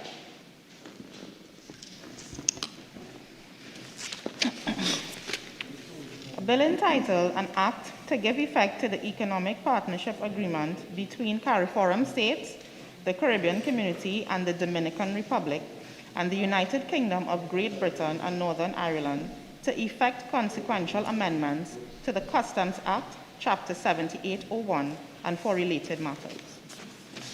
Minister of Trade and Industry. Madam Speaker, in accordance with Standing Order 68.1, I beg to move that the CARIFORUM States, the Caribbean Community and the Dominican Republic, and the United Kingdom of Great Britain and Northern Ireland Economic Partnership Agreement Bill 2021 be committed to the Committee of the Whole. Honourable members, the question is that the CARIFORUM States, the Caribbean Community and the Dominican Republic, and the United Kingdom of Great Britain and Northern Ireland Economic Partnership Agreement Bill 2021 be committed to the Committee of the Whole. All in favour say aye. Aye. Any against? The ayes have it. This House will now go into the Committee of the Whole to consider the bill clause by clause. This bill has 6 clauses and a preamble.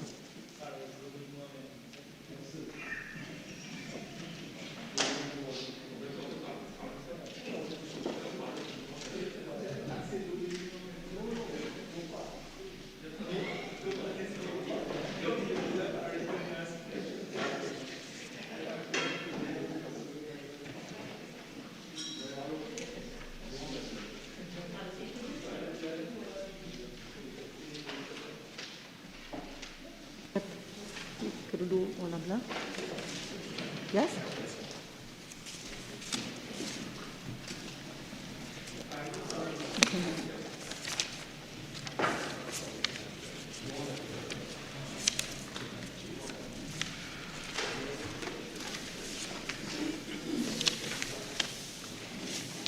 Okay, Minister, the whip has agreed that we can do all 6 clauses en bloc unless you have amendments. No?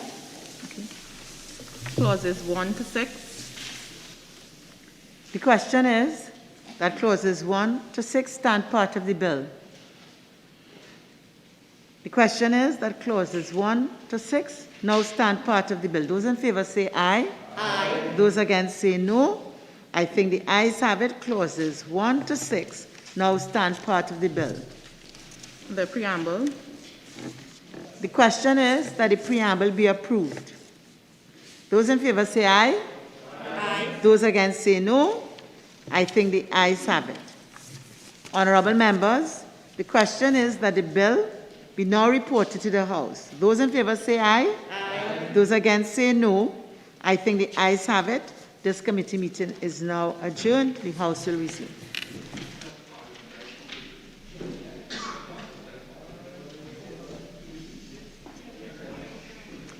Angelique.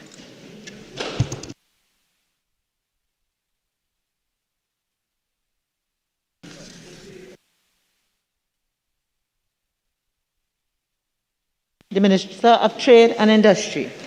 Thank you, Madam Speaker. Madam Speaker, I wish to report that the CARIFORUM states, the Caribbean Community and the Dominican Republic and the United Kingdom of Great Britain and Northern Ireland Economic Partnership Agreement Bill 2021 was considered in Committee of the Whole and approved without amendments. I now beg to move that the House agree with this report from the committee. Honourable members, the question is that this House agree with the committee's report on the CARIFORUM states, the Caribbean Community and the Dominican Republic and the United Kingdom of Great Britain and Northern Ireland Economic Partnership Agreement Bill 2021. All in favour say aye. Aye. Any against? The ayes have it. Minister of Trade and Industry. Speaker, I beg to move that a bill entitled An Act to Give Effect to the Economic Partnership Agreement between CARIFORUM states, the Caribbean Community and the Dominican Republic and the United Kingdom of Great Britain and Northern Ireland to effect consequential amendments to the Customs Act, Chapter 7801, and for related matters be forthwith read a third time and passed. Honourable members, the question is a bill entitled An Act to Give Effect to the Economic Partnership Agreement between CARIFORUM states, the Caribbean Community and the Dominican Republic and the United Kingdom of Great Britain and Northern Ireland to effect consequential amendments to the Customs Act, Chapter 7801, and for related matters be forthwith read a third time and passed. All in favour say aye. Aye. Any against? The ayes have it. A bill entitled An Act to Give Effect to the Economic Partnership Agreement between CARIFORUM states, the Caribbean Community and the Dominican Republic and the United Kingdom of Great Britain and Northern Ireland to effect consequential amendments to the Customs Act, Chapter 7801, and for related matters. Leader of the House. Very kindly, Madam Speaker. Madam Speaker, I beg to move that this House do now adjourn to Friday, the 19th day of March 2021 at 1:30 p.m. Madam Speaker, at that time we will do a bill entitled An Act to Amend the Mutual Assistance in Criminal Matters Act, Chapter 1124, and on the supplemental order paper, the notification of Her Excellency the President in respect of the nomination of Mr. McDonald Jacob for appointment to the Office of Deputy Commissioner of Police. And before I put the question, I too would like to join with the sentiments expressed by the whip, and on behalf of us all to welcome back the Leader of the House and to wish you continued good health. Honorable members, the question is that this House do now adjourn to Friday, the 19th day of March, 2021 at 1:30 p.m. All in favor say aye. Aye. Any against? I think the ayes have it. This House now stands adjourned to Friday, the 19th day of March, 2021 at 1:30 p.m.